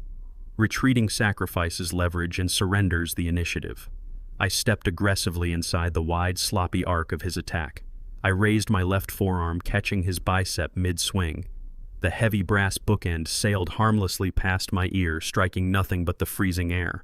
The sudden absolute halt of his momentum sent a shockwave of realization across Bradley's pale face. His eyes widened as the illusion of his physical superiority shattered against the immovable reality of my stance. I did not give his brain time to process the failure. I seized the collar of his expensive shirt with both hands, pulling him violently forward and downward to break his balance. Simultaneously, I drove my right knee upward with devastating calculated force. The hardened cap of my knee connected squarely beneath his sternum, burying deeply into his unprotected ribcage. The sickening crunch of fracturing cartilage echoed sharply over the howling storm. The impact lifted him entirely off the floor. I released my grip, letting his own momentum carry him backward. Bradley flew through the dark room, crashing heavily into a large, reinforced glass coffee table positioned in the center of the master suite. The thick panes shattered instantly into 1,000 jagged pieces beneath his collapsing weight. Bradley landed violently amidst the ruin of the shattered table, a high, ragged gasp tearing from his throat as all the air was forcefully expelled from his lungs. He thrashed blindly among the broken glass, clutching his fractured ribs with his uninjured hand, entirely incapable of drawing a full breath. I stepped over the jagged debris and closed the distance before he could attempt to crawl away. I dropped my full weight onto his chest, pinning him flat against the ruined frame of the table. I grabbed his uninjured left arm, pulling it sharply across his body, and locked it deeply into a suffocating, specialized joint submission. I applied precisely enough torque to stretch the tendons and ligaments in his shoulder to their absolute breaking point, without snapping the joint completely out of its socket. The goal was to induce a level of blinding, agonizing pain that would instantly override any remaining delusions of resistance, without rendering him physically incapable of signing the legal documents. Bradley screamed a raw, primal sound of total submission, kicking his legs wildly against the floorboards. I leaned down, bringing my face inches from his. My voice dropped to a cold, measured whisper that cut cleanly through his hysterical cries. I reminded him of the quiet, accommodating father-in-law he had spent the last 2 years casually insulting and dismissing as a frail, irrelevant old man. I told him the unassuming mechanic who fixed his cars and smiled at his condescending jokes had been a carefully constructed ghost. I explicitly stated that the man currently holding his life in an inescapable grip was the only reality he would ever face again. The physical altercation was entirely finished. The psychological dismantling was absolute. The agonizing pressure on his shoulder joint completely severed his remaining connection to his arrogant corporate persona. Bradley was no longer a wealthy startup founder fighting for his fraudulent empire. He was a broken, weeping child begging for mercy in the dark. He sobbed uncontrollably, the tears mixing with the rain and blood on his face, pleading with me to stop the pain. He swore he would give Naomi everything. He promised he would never approach her or contact her again. The absolute capitulation in his voice confirmed his ego was entirely shattered. I released the joint lock. I grabbed him by the back of his shirt and dragged his limp, trembling body across the glass-strewn floor. I hauled him upward and threw him violently back into the wooden chair. His shattered right wrist hung uselessly at his side, and he clutched his bruised ribs, hyperventilating in sheer terror. I picked up the heavy legal document outlining the total relinquishment of his marital and corporate assets.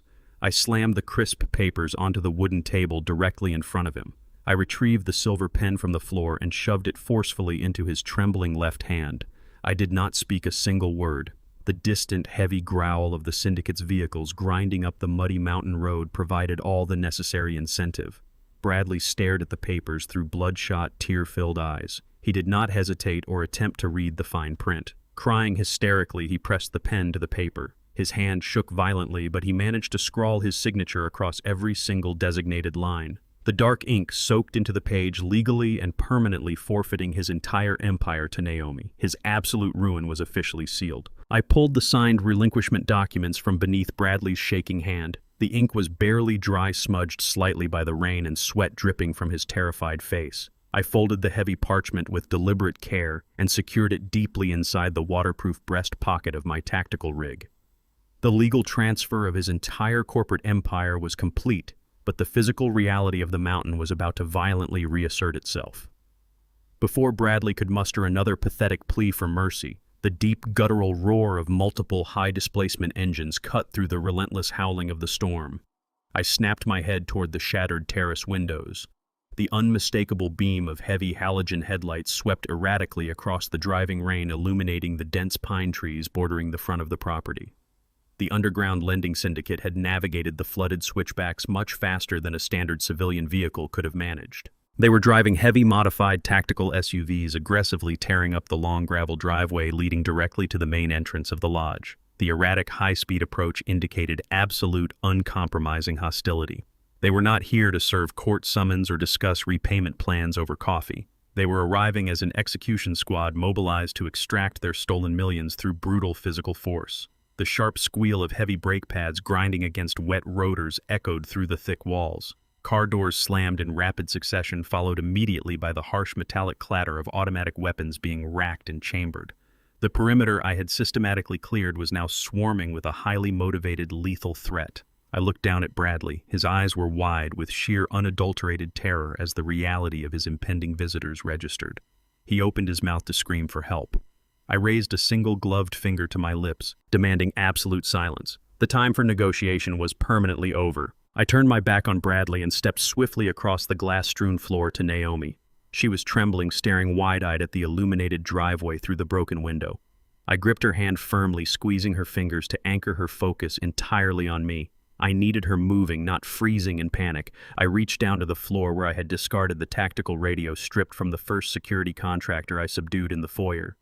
The device crackled with low static, picking up the unencrypted frequency the syndicate was undoubtedly monitoring as they breached the property line. Decades of operating behind enemy lines had taught me the supreme tactical value of acoustic deception. Creating a ghost target is infinitely more effective than fighting a vastly superior force head-on.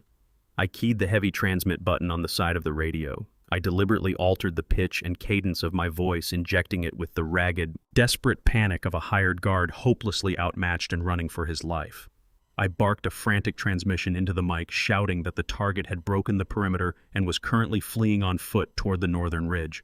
I released the button and immediately powered the radio down entirely, killing the signal before anyone could attempt to trace the origin ping. The deception worked flawlessly. The heavy rumble of the lead SUV suddenly spiked in pitch. The aggressive roar of the engine tore through the storm as the driver slammed on the accelerator, tearing the vehicle away from the main driveway. The sweeping headlights veered sharply to the right, illuminating the muddy access road that snaked toward the treacherous northern drop-off.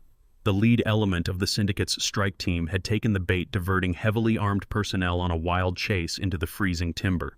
It bought us exactly the window of opportunity we required. I pulled Naomi firmly by the arm, guiding her out of the master suite and down the dark, sweeping corridor of the second floor. We descended the rear servant staircase, our boots making no sound on the thick, carpeted runner. The architectural layout of the lodge was perfectly imprinted in my memory. We bypassed the grand foyer, entirely moving swiftly through the expansive, cold shadows of the industrial kitchen. I unlatched the heavy deadbolt on the rear utility door and pushed it open. The freezing rain hit us instantly, a shocking wave of cold water that immediately soaked through our outer layers of clothing. I led Naomi out into the violent storm, plunging directly into the dense black tree line bordering the back of the estate. The thick canopy of ancient pines swallowed us whole, offering immediate impenetrable cover from any remaining sightlines from the house. We moved rapidly through the deep mud and tangled underbrush, the howling wind masking the sound of our desperate footfalls. As we crested the first small ridge behind the property, the violent symphony of the syndicate's arrival reached its climax. The remaining enforcers at the front of the house did not bother attempting to pick the lock. A deafening, splintering crash echoed through the mountain air as they kicked the massive oak double doors entirely off their hinges. The heavy thud of combat boots swarmed into the grand foyer, shouting aggressive, echoing commands. A heartbeat later, a high, agonizing scream tore through the night, echoing horribly over the falling rain. Bradley's terrified shrieks filled the empty lodge as the loan sharks discovered him bound to the chair in the dark, stripped of his security, his assets, and his arrogant delusions. The syndicate had found their thief. We did not look back. We pushed deeper into the freezing timber, leaving the coward to face the absolute consequences of his greed. We navigated the treacherous, uneven terrain of the forest for another 10 grueling minutes before the dark silhouette of my modified Ford truck emerged from the shadows. The heavy vehicle was perfectly camouflaged beneath a thick canopy of low-hanging branches, exactly where I had staged it prior to the initial assault on the lodge. I opened the heavy passenger door and helped Naomi inside, securing the reinforced steel frame behind her. I slid into the driver's seat, the familiar, austere layout of the tactical cabin offering a stark contrast to the chaotic violence we had just left behind in the mud. I engaged the ignition sequence. The heavy diesel engine purred to life with a low, suppressed rumble designed specifically to evade acoustic detection. I kept the exterior headlights completely powered down. The winding, flooded switchbacks of the mountain descent were a lethal trap in the pitch black. But engaging the halogens would instantly broadcast our moving position to the syndicate operators swarming the lodge above us. I pulled the night vision optics down over my eyes. The world outside the rain-slicked windshield snapped into sharp, high-contrast green. I shifted the truck into gear and eased off the brake pedal. We descended the mountain with absolute ghostly precision, the heavy all-terrain tires gripping the slick mud as I navigated the dangerous plunging curves, relying purely on the thermal feedback of the goggles. We rode in total silence, the rhythmic slapping of the windshield wipers clearing the relentless rain. 10 minutes later, the tires hit the smooth, solid asphalt of the main coastal highway. We had officially broken the perimeter. The moment the truck accelerated onto the open road, the secure satellite phone in my tactical vest vibrated sharply. I pressed the communication node on my collar. Elliot Dawson's calm, clinical voice filled my earpiece. He confirmed the asset transfer was legally binding and that the final stage of the financial operation was ready to deploy. I drove the heavily modified Ford truck through the torrential rain, leaving the mountain and its violence miles behind us. We navigated the slick coastal highway until the towering skyline of the downtown financial district emerged through the storm. I bypassed the luxury resorts Bradley favored and pulled into the subterranean parking garage of an upscale, discreet boutique hotel. I paid the concierge entirely in untraceable cash, registering us under a dormant corporate alias Elliot had established years ago for exactly this type of contingency. The heavy oak door of our secure suite clicked shut, sealing us inside a quiet, climate-controlled sanctuary. The sudden absence of howling wind and shattering glass hit the room like a physical weight. I secured the deadbolts and drew the heavy blackout curtains. Naomi walked stiffly toward the center of the room and collapsed onto the edge of the king-sized bed. The adrenaline that had propelled her through the freezing mud finally evaporated, leaving her shivering uncontrollably. She wrapped her arms around her torso, staring blankly at the beige carpet as the crushing reality of her near-death experience washed over her. She looked up at me, her red, swollen eyes tracing the tactical webbing of my vest, the ceramic plates, and the dark, rain-soaked fabric of my operational gear. Her mind struggled violently to bridge the gap between two impossible extremes. She was trying to reconcile the image of the quiet, gentle mechanic who meticulously restored classic cars in a dusty suburban garage with the lethal shadow-clad operator who had just dismantled an armed security team and shattered her husband's entire existence in under 30 minutes. The dissonance was completely paralyzing her. The shock finally gave way to a torrent of raw, unfiltered grief. Naomi buried her face in her hands, her shoulders heaving as the tears she had suppressed for years finally broke free. I knelt in front of her, unbuckling the heavy straps of my vest and tossing it onto a nearby armchair to strip away the intimidating tactical facade. I spoke her name softly, placing my bare hands over hers. The gentle contact broke the last of her emotional barriers. She looked at me, her voice ragged and choked with deep, agonizing shame. She confessed the dark, ugly truth behind her suffocating marriage. She had not stayed with Bradley out of love or loyalty. She had endured his psychological abuse, his infidelities, and his relentless financial manipulation purely out of a misguided sense of duty. She wept, admitting she had allowed Bradley to openly disrespect me at countless family dinners because she genuinely believed I was fragile. She thought the quiet, retired mechanic was entirely defenseless against Bradley's aggressive, high-powered corporate world. Naomi confessed she was terrified that if she left Bradley, his malicious lawyers would somehow target my modest pension and take the childhood home I had worked my entire life to pay off. She had trapped herself in a nightmare, enduring his cruelty to protect me from a financial ruin I was never actually in danger of facing. She gripped my hands tightly, her tears falling onto my knuckles. She apologized repeatedly, her voice breaking as she begged for forgiveness for fundamentally underestimating the man who had secretly shielded her from the shadows her entire life. I moved from the floor and sat beside her on the edge of the mattress. I pulled her against my chest, wrapping my arms around her trembling shoulders. I held my daughter tightly, resting my chin against the crown of her head, offering the absolute, unwavering physical presence she had been denied for years. I let her cry until her breathing steadied, absorbing the full weight of her misplaced guilt. When the sobs finally subsided into quiet, exhausted hiccups, I spoke. I told her there was absolutely nothing to forgive. I explained the fundamental reality of my calculated behavior over the past 3 years. My silence at those agonizing family dinners was never a symptom of weakness or submission. It was a deliberate, disciplined intelligence-gathering operation. By allowing Bradley to dominate the conversation and flaunt his perceived superiority, I let him expose every single one of his psychological and financial vulnerabilities.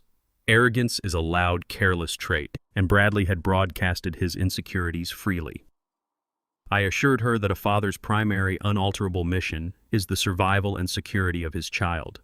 Taking a few arrogant insults from a fragile narcissist was a meaningless cost to my pride, a necessary tactical sacrifice to ensure I remained completely invisible until the exact moment a lethal strike was required.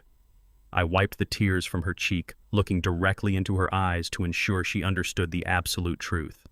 I told her I would gladly endure 1,000 humiliations if it meant keeping her safe. The heavy burden of her shame dissolved into the quiet room.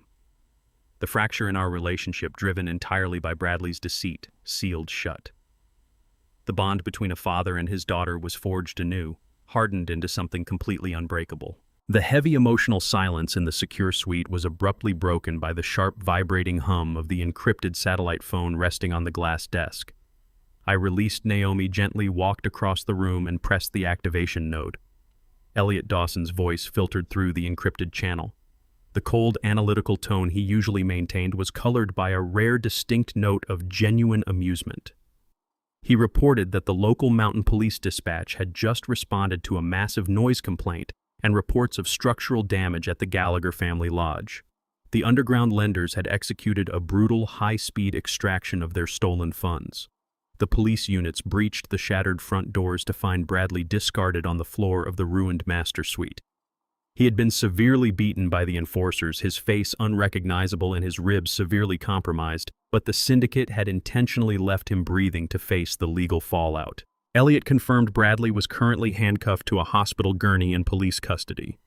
The disgraced tech CEO was completely hysterical, screaming wildly to the bewildered paramedics and arresting officers about a highly trained ninja assassin father-in-law who had bypassed his biometric locks, shattered his wrist, and stolen his company. Elliot let out a low, satisfied laugh. The responding officers believed Bradley was experiencing a severe narcotic-induced psychosis. His frantic, unbelievable claims only accelerated his immediate transfer to the psychiatric holding ward. The physical combat phase of the operation was officially over. I powered down the satellite phone and looked back at my daughter. She was exhausted but finally safe. The violent storm outside the hotel windows had passed. It was time to unleash Elliot Dawson and finish the absolute destruction of Bradley Gallagher within the cold, unforgiving machinery of the legal system. The eastern horizon bleeds a pale slate gray as I drive the heavy Ford truck through the wrought iron gates of our family estate. The thick tires crush the wet gravel, breaking the absolute silence of the early morning. I kill the engine and step out into the crisp air. Naomi exits the passenger side, her posture visibly lighter than it was hours ago in the safe house. We unlock the heavy mahogany front door and step into the grand foyer. The house is completely still. The oppressive, suffocating tension that Bradley had dragged into this home over the past 2 years has evaporated entirely. The atmosphere feels cleansed of his toxic presence. I walk past the main staircase and enter the formal dining room. The morning light filters through the sheer curtains, illuminating the long oak table where Bradley had orchestrated his final arrogant family dinner just 24 hours earlier. Resting perfectly centered on the polished wood is the glossy, high-end nursing home brochure he had slapped down in front of me. He had used it as a weapon, a smug declaration of his intent to dispose of me and seize the estate. I stare at the smiling, fabricated elderly faces on the cover. He genuinely believed he could exile me to a sterilized facility and dismantle my life without consequence. He viewed my patience as senility and my silence as absolute surrender. I pick up the heavy laminated pamphlet. The glossy paper feels slick and cheap against my skin. It is a pathetic remnant of a man who severely overplayed his hand. Naomi walks into the dining room behind me, her eyes tracking the pamphlet in my hands. The physical embodiment of Bradley's cruelty is right here, but it holds absolutely zero power over us anymore. I walk down the hallway to my private study, my boots heavy against the hardwood floor. Naomi follows quietly. I approach the heavy-duty industrial paper shredder positioned beside my mahogany desk. I flip the power switch. The machine hums to life with a low, hungry mechanical growl. I meticulously feed the glossy nursing home brochure directly into the steel blades. The interlocking teeth violently grab the thick cardstock, ripping Bradley's arrogant threat into thousands of useless microscopic ribbons. I watch the shredded confetti fall into the waste bin until the machine runs entirely empty. I switch off the power and walk into the adjacent kitchen. I grind fresh beans and brew a dark, bitter pot of black coffee. I pour 2 heavy ceramic mugs and carry them back to the study. I slide one across the desk to Naomi and sit down in my leather chair. We do not celebrate the physical victory on the mountain. The tactical extraction was merely the opening salvo. We immediately transition to the strategic reality of the morning. We discuss the immediate legal maneuvers required to permanently secure her financial independence. I explain that Vanguard Holdings will immediately freeze all corporate accounts associated with Bradley's name.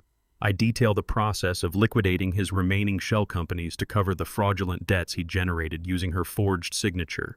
Naomi listens intently, her hands wrapped tightly around the warm mug. She is no longer the terrified wife cowering in a dark, freezing lodge. She is preparing for war in the boardroom. She understands that Bradley will inevitably attempt a desperate counterattack once he realizes the absolute finality of his signature on those relinquishment documents. The physical threat is neutralized, but the corporate battlefield is currently being primed for absolute, uncompromising destruction. The sharp, piercing ring of the study landline shatters the quiet morning atmosphere. I let it ring exactly 3 times before I pick up the receiver. I do not offer a polite greeting. A harsh, aggressively polished voice barks loudly through the speaker.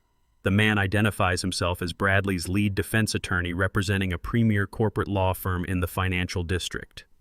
The lawyer speaks with immense, unfiltered arrogance, completely unaware of the actual tactical situation he is wading into. He immediately launches into a barrage of severe legal threats. He promises to file a massive civil lawsuit against me by the end of the business day. He lists the fabricated charges with venomous confidence, threatening me with aggravated assault, kidnapping, and extreme physical coercion. He claims Bradley has detailed an elaborate, highly illegal conspiracy executed by a deranged, violent father-in-law. The lawyer demands the immediate, unconditional return of the signed relinquishment documents. He insists the signature was obtained under severe duress and holds absolutely zero legal weight in any legitimate court of law. He sneers through the phone, promising to financially ruin me, seize my estate, freeze my modest pension, and put me behind bars for the rest of my natural life if I do not comply within the hour. He operates under the delusion that I am easily intimidated by aggressive legal jargon and empty courtroom posturing. He believes I am just another civilian who will fold under the threat of a prolonged, expensive legal battle. He assumes I will surrender the documents out of sheer panic to avoid public prosecution. His arrogance is a perfect mirror of his client. He talks relentlessly, entirely blind to the financial and physical reality that has already condemned the man he represents. I do not argue with the aggressive lawyer. I do not raise my voice, and I do not attempt to defend my actions against his fabricated, hysterical accusations. I maintain an icy, terrifying calm that allows his aggressive posturing to completely evaporate into the silence of the open phone line. I wait patiently until he finishes his desperate, breathless rant. When I finally speak, my voice is flat and entirely devoid of emotion. I inform him that threats over a telephone line are a severe waste of my time. I issue a very simple, direct invitation. I tell the lawyer to meet me and my financial associate, Elliot Dawson, at the primary corporate headquarters of Bradley's tech startup at exactly 12 o'clock noon. I promise to present him with physical, undeniable evidence that will clarify his client's situation entirely. I assure him that after this meeting, he will fully understand the exact nature of the documents Bradley signed. The lawyer lets out a sharp, condescending laugh. He accepts the invitation instantly. His voice drips with smug satisfaction, clearly believing his aggressive intimidation tactics have successfully coerced the frightened old man into a desperate, immediate submission. He promises to bring his legal team to collect the papers and formally initiate the transfer of assets back to Bradley. He hangs up the phone, completely certain of his imminent, effortless victory. I place the receiver back onto the cradle. I look across the mahogany desk at Naomi. She watches me, her eyes reflecting the exact same cold resolve that currently courses through my veins. The trap on the mountain had broken Bradley physically. The meeting at noon will obliterate him legally. I stand up from the desk and button my jacket. It is time to finish the job. We arrived at the towering glass and steel structure that housed Bradley's startup precisely at noon. The corporate facade was designed to project absolute, uncompromising success, a glittering monument to a completely hollow enterprise. The receptionist, unaware of the tectonic shift in ownership that had occurred overnight, directed us to the executive boardroom on the top floor. Naomi walked beside me with her head held high, her posture radiating a quiet, dangerous strength that she had finally reclaimed. We took our seats on one side of the expansive mahogany conference table. Elliot Dawson sat to my right, calmly opening a slim, unadorned leather portfolio. Less than 2 minutes later, the heavy glass doors swung violently inward. Bradley's lead defense attorney marched into the room, flanked by 2 nervous junior associates. He wore a bespoke suit and an expression of manufactured theatrical outrage. He did not offer a handshake or a professional greeting. He dropped a thick leather briefcase onto the polished wood with a loud, aggressive thud, intending to dominate the acoustic space of the room immediately. He paced the length of the table, launching into a rapid, high-volume barrage of legal jargon. He spoke in absolute absolutes, attempting to overwhelm us with the sheer velocity of his threats. He outlined the impending civil and criminal charges he intended to file before the close of business, painting a picture of total financial and personal ruin for Naomi and myself. He used words like extortion, aggravated assault, and coercion, treating the signed relinquishment documents as a clumsy, desperate crime committed by uneducated amateurs. He fundamentally believed that volume equaled power.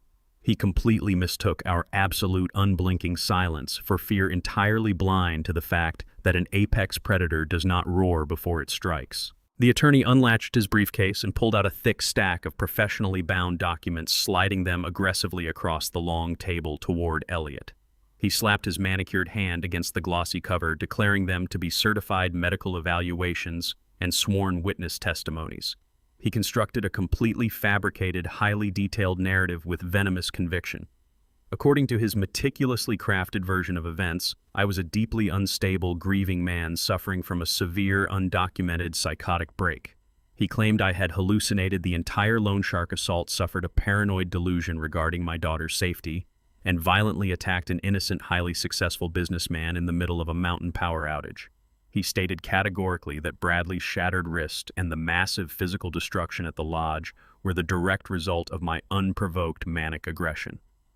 The attorney leaned heavily over the table, bringing his face dangerously close to Naomi.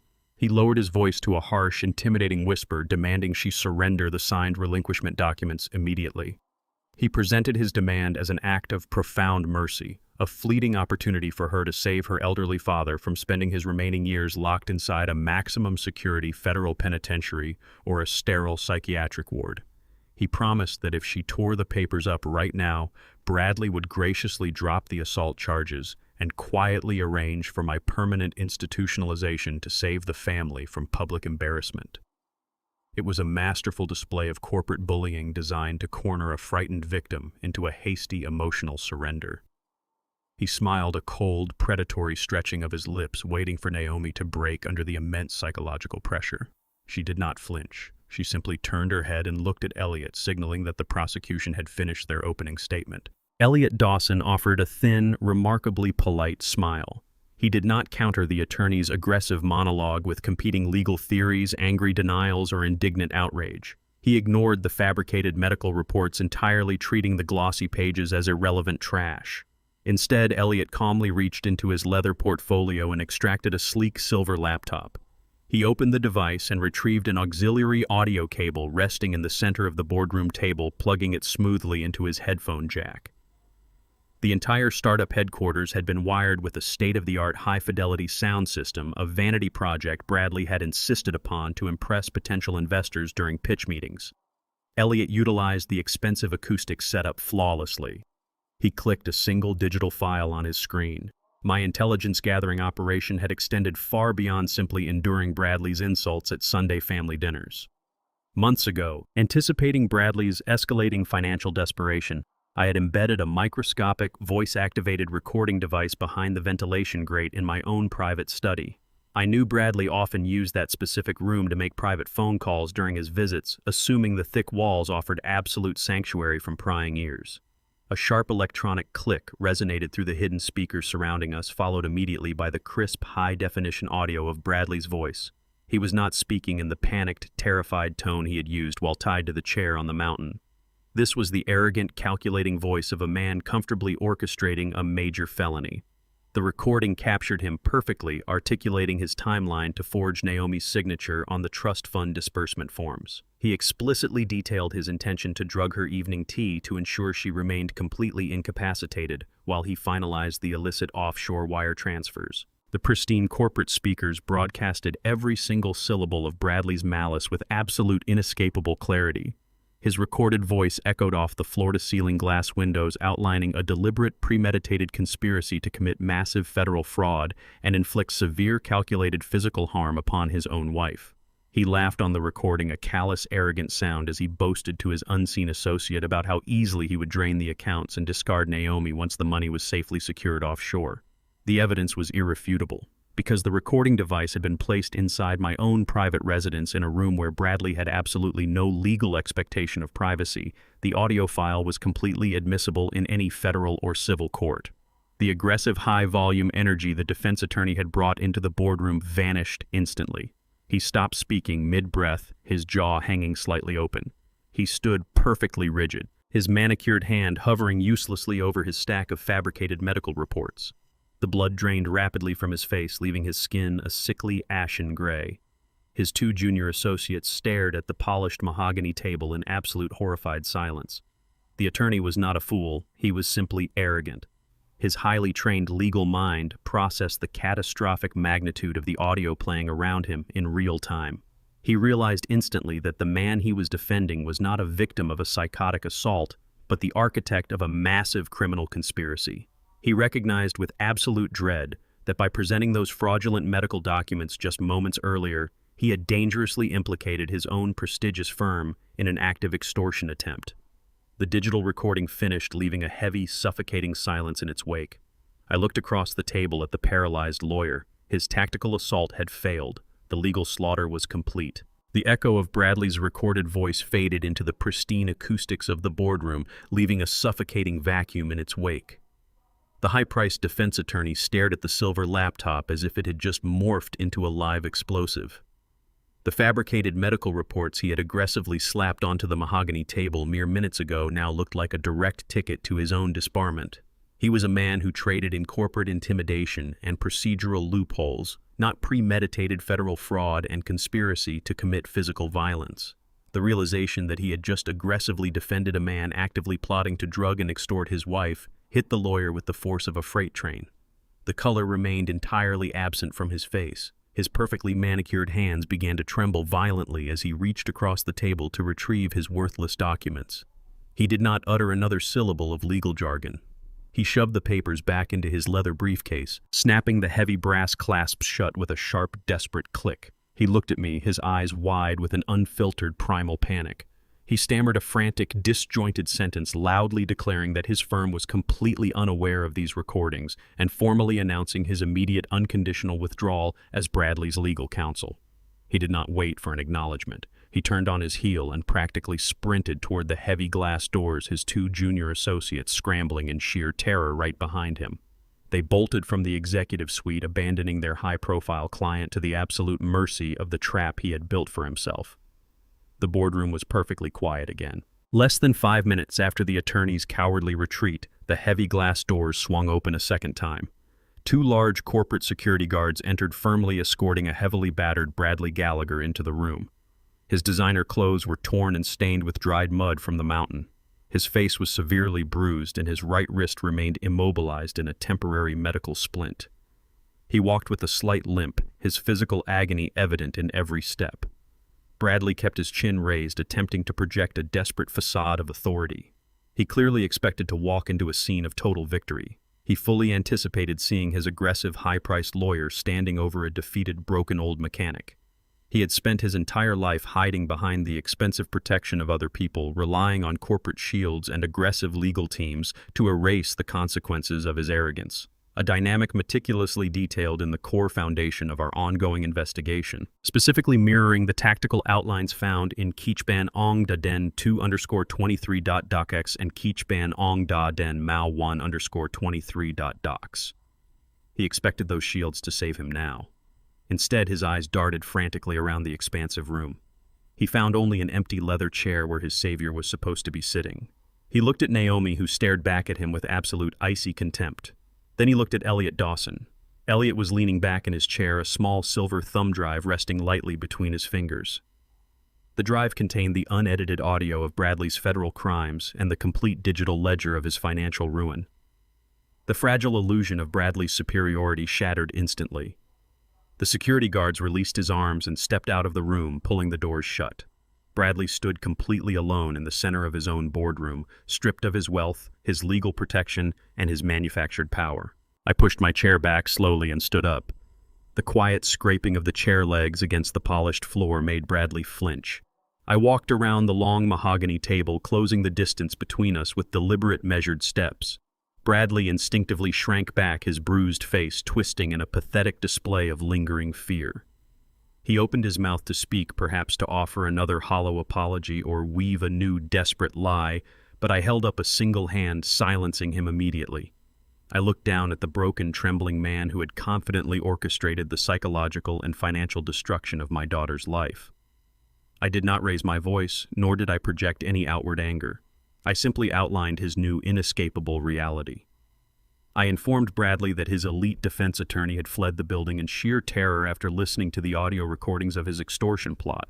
I explicitly stated that Elliot currently held the complete, unassailable digital package proving his embezzlement, forgery, and conspiracy to commit grievous bodily harm.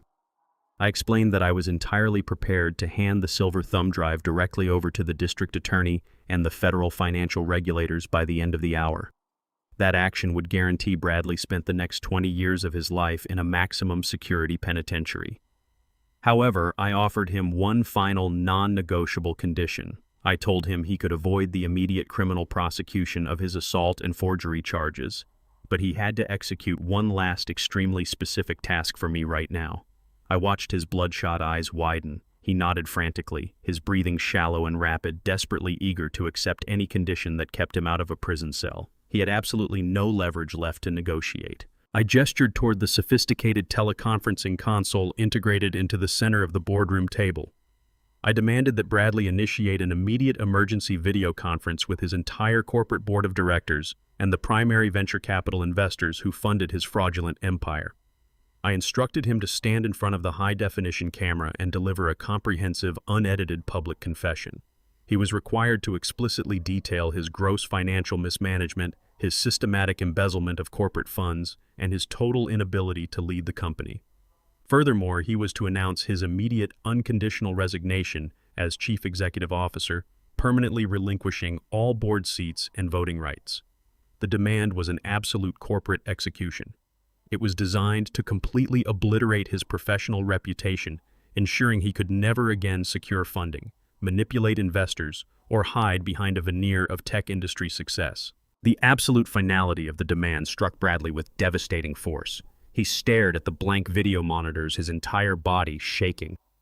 The thought of exposing his monumental failures and criminal incompetence to the very billionaires he had spent years trying to impress was a psychological death sentence. Tears of profound humiliation began to stream freely down his bruised, battered face. He looked at Naomi silently, begging for a microscopic shred of mercy, hoping she would intervene and spare him this final agonizing public destruction. Naomi did not blink. She sat perfectly still, her face an unreadable mask of cold stone. I stepped closer to Bradley, invading his personal space, my voice dropping to a harsh, unforgiving whisper. I told him the clock was ticking and the district attorney's office closed at 5. Bradley squeezed his eyes shut, his chest heaving with ragged sobs as he slowly reached out his trembling left hand to activate the teleconferencing system. Bradley's trembling index finger pressed the activation icon on the sleek console. The massive digital display spanning the far wall of the boardroom flared to life. A grid of 12 separate video feeds materialized, projecting the impatient high-definition faces of the venture capital syndicate and corporate board members who funded his entire operation. These were ruthless billionaires who did not tolerate unscheduled interruptions to their trading days. The lead investor, an austere man sitting in a stark Manhattan office, immediately leaned into his camera and sharply demanded an explanation for the emergency summons. Bradley's throat tightened visibly. He looked down at the digital tablet Elliot Dawson had pushed across the mahogany table. The screen displayed a meticulously drafted, legally binding confession. I stood perfectly still near the door, ensuring Bradley understood that any deviation from the provided text would result in his immediate arrest. Bradley gripped the edges of the table to steady himself. He opened his mouth, but the first sound was a pathetic, ragged gasp. The board members exchanged annoyed glances, their collective patience instantly evaporating. The lead investor barked Bradley's name, demanding he speak clearly. Bradley squeezed his eyes shut for a fraction of a second, fighting a losing battle against sheer panic. He began to read aloud. His voice, normally polished to a confident, charismatic sheen for public relations, cracked and stammered through every single word. He read the preamble stating that he called this emergency session to formally report gross irregularities regarding his executive conduct. The oppressive silence in the room magnified his profound humiliation. He was dismantling his own pedestal word by agonizing word, broadcasting his absolute defeat to the only audience whose validation he had ever truly craved. Bradley swallowed hard, choking on the bile of his own ruined ego. He forced his eyes back to Elliot's tablet and continued reading the damning script. He confessed to systematically falsifying the company's quarterly revenue reports for the past 18 months. He detailed how he had intentionally fabricated user engagement metrics to secure their latest round of Series C funding, masking a catastrophic burn rate that was pushing the startup toward imminent bankruptcy. The annoyed expressions on the massive video wall instantly morphed into masks of stunned, absolute horror. The investors sat in paralyzed silence as the golden boy of the tech sector actively set fire to their investments. Bradley did not stop. He was bound by the unyielding threat of federal prison. He confessed to directly embezzling corporate capital, illegally wiring millions into offshore shell accounts to service massive personal debts owed to violent underground lending syndicates. A collective gasp echoed through the pristine boardroom speakers. Then Bradley delivered the final fatal blow to his own character.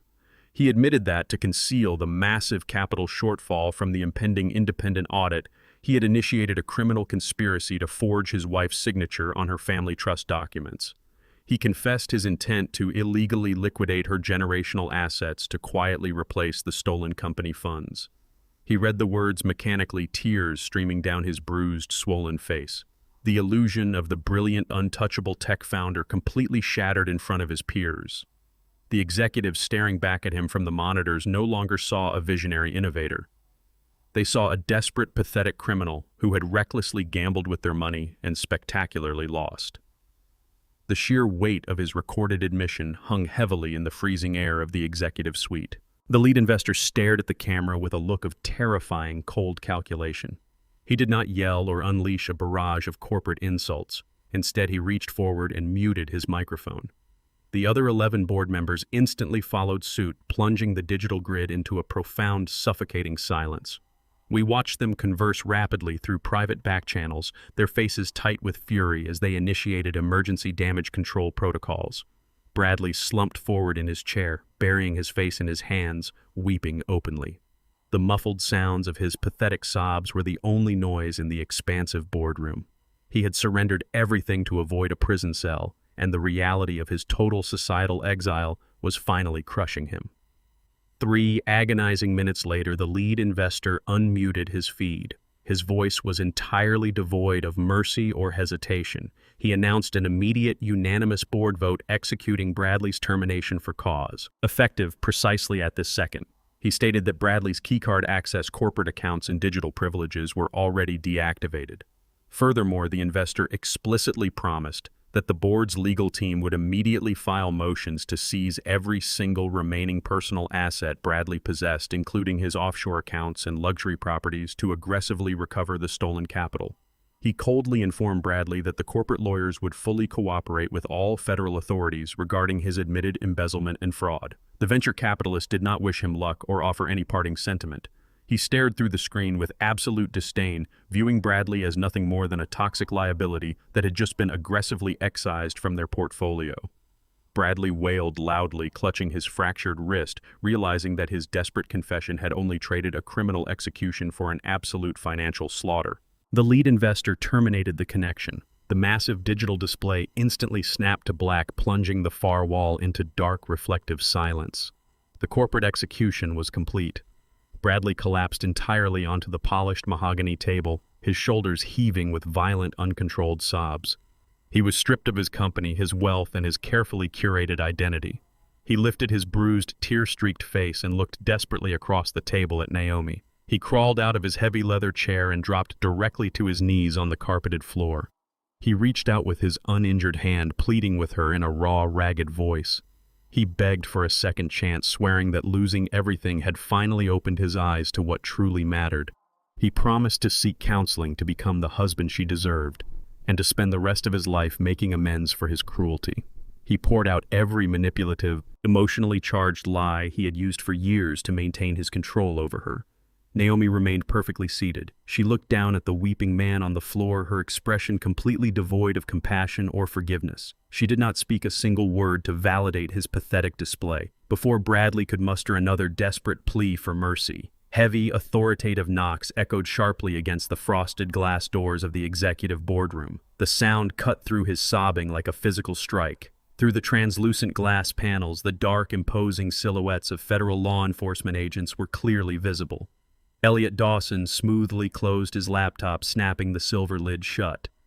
I looked down at Bradley, watching the absolute terror freeze the tears on his battered face. The corporate slaughter had successfully isolated him, but the final inescapable consequence had officially arrived. The heavy frosted glass doors swung inward with a sharp, synchronized snap, shattering the final illusion of Bradley's sanctuary.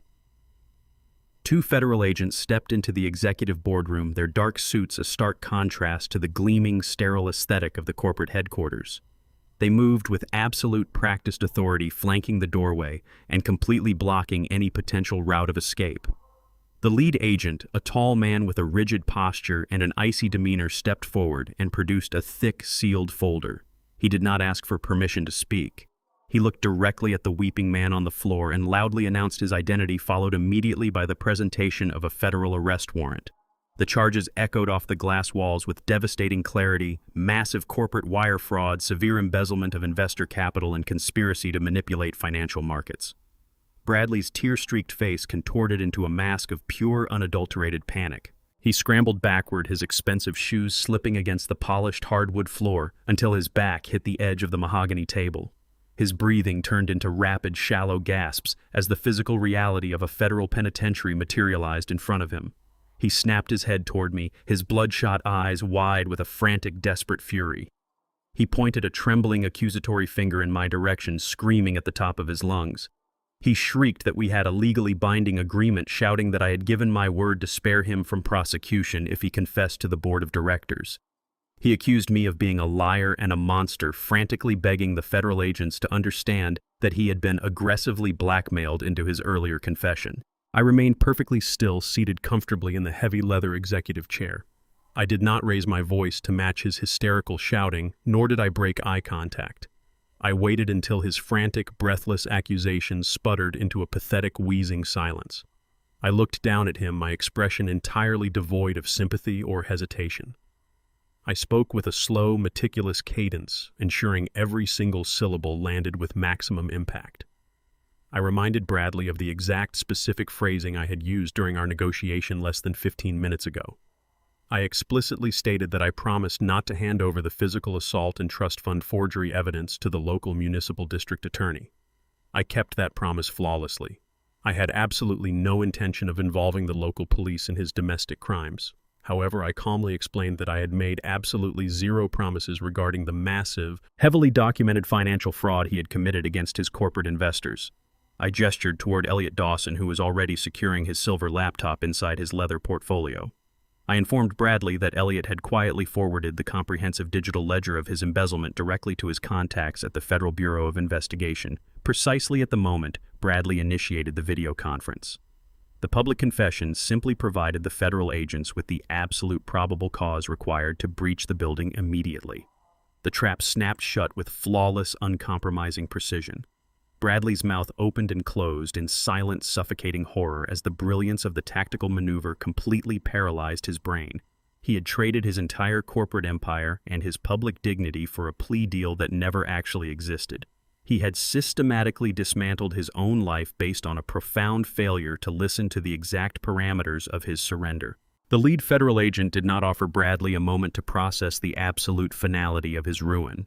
He stepped forward, closing the distance in 2 rapid strides, and grabbed Bradley firmly by the shoulder of his torn, mud-stained jacket.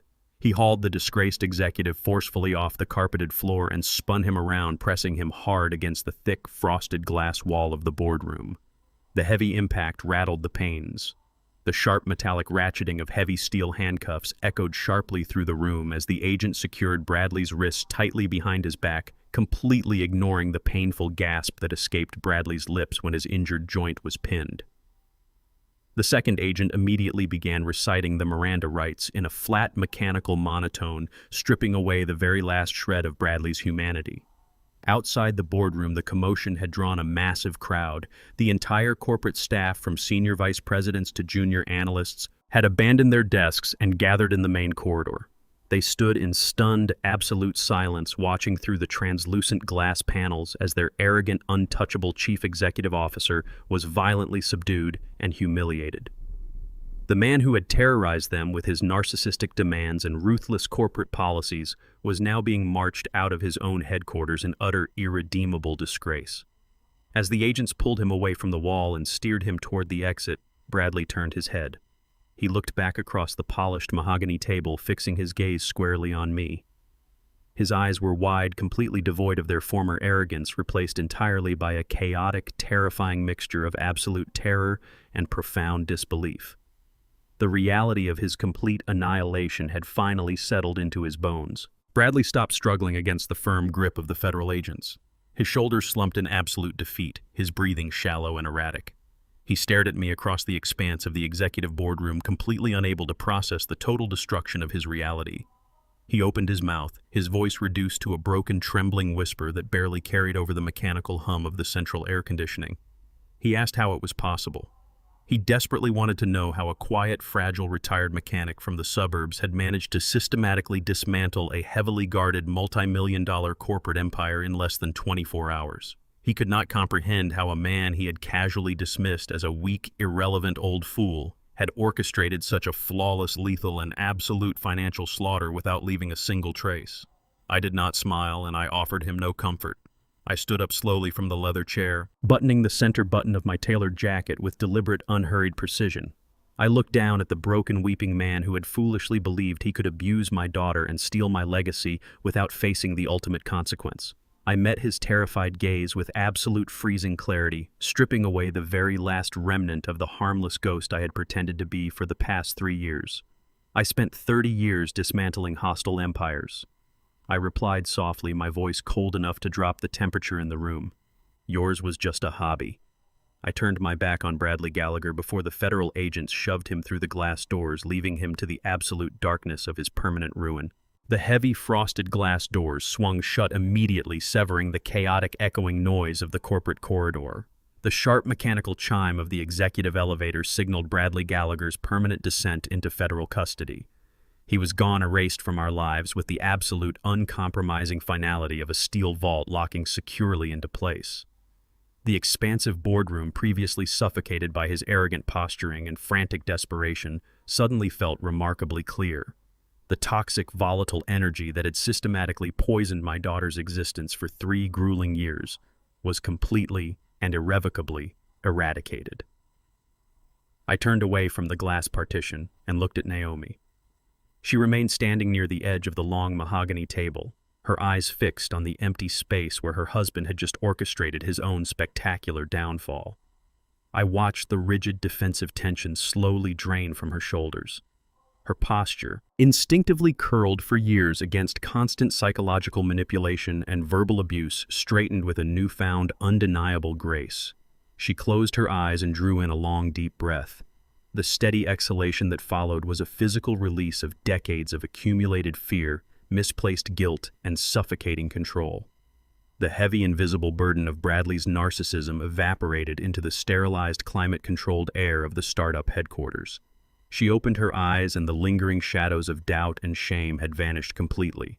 The terrified, submissive wife who had cowered in the freezing mountain lodge was entirely gone, replaced by a formidable woman who had just watched her greatest threat dismantled with surgical precision. She looked at me, her expression reflecting a profound, crystalline clarity. We did not need to exchange a single word to acknowledge the magnitude of the shift. The hostile element had been neutralized. The perimeter was definitively secured, and the slate was wiped completely clean.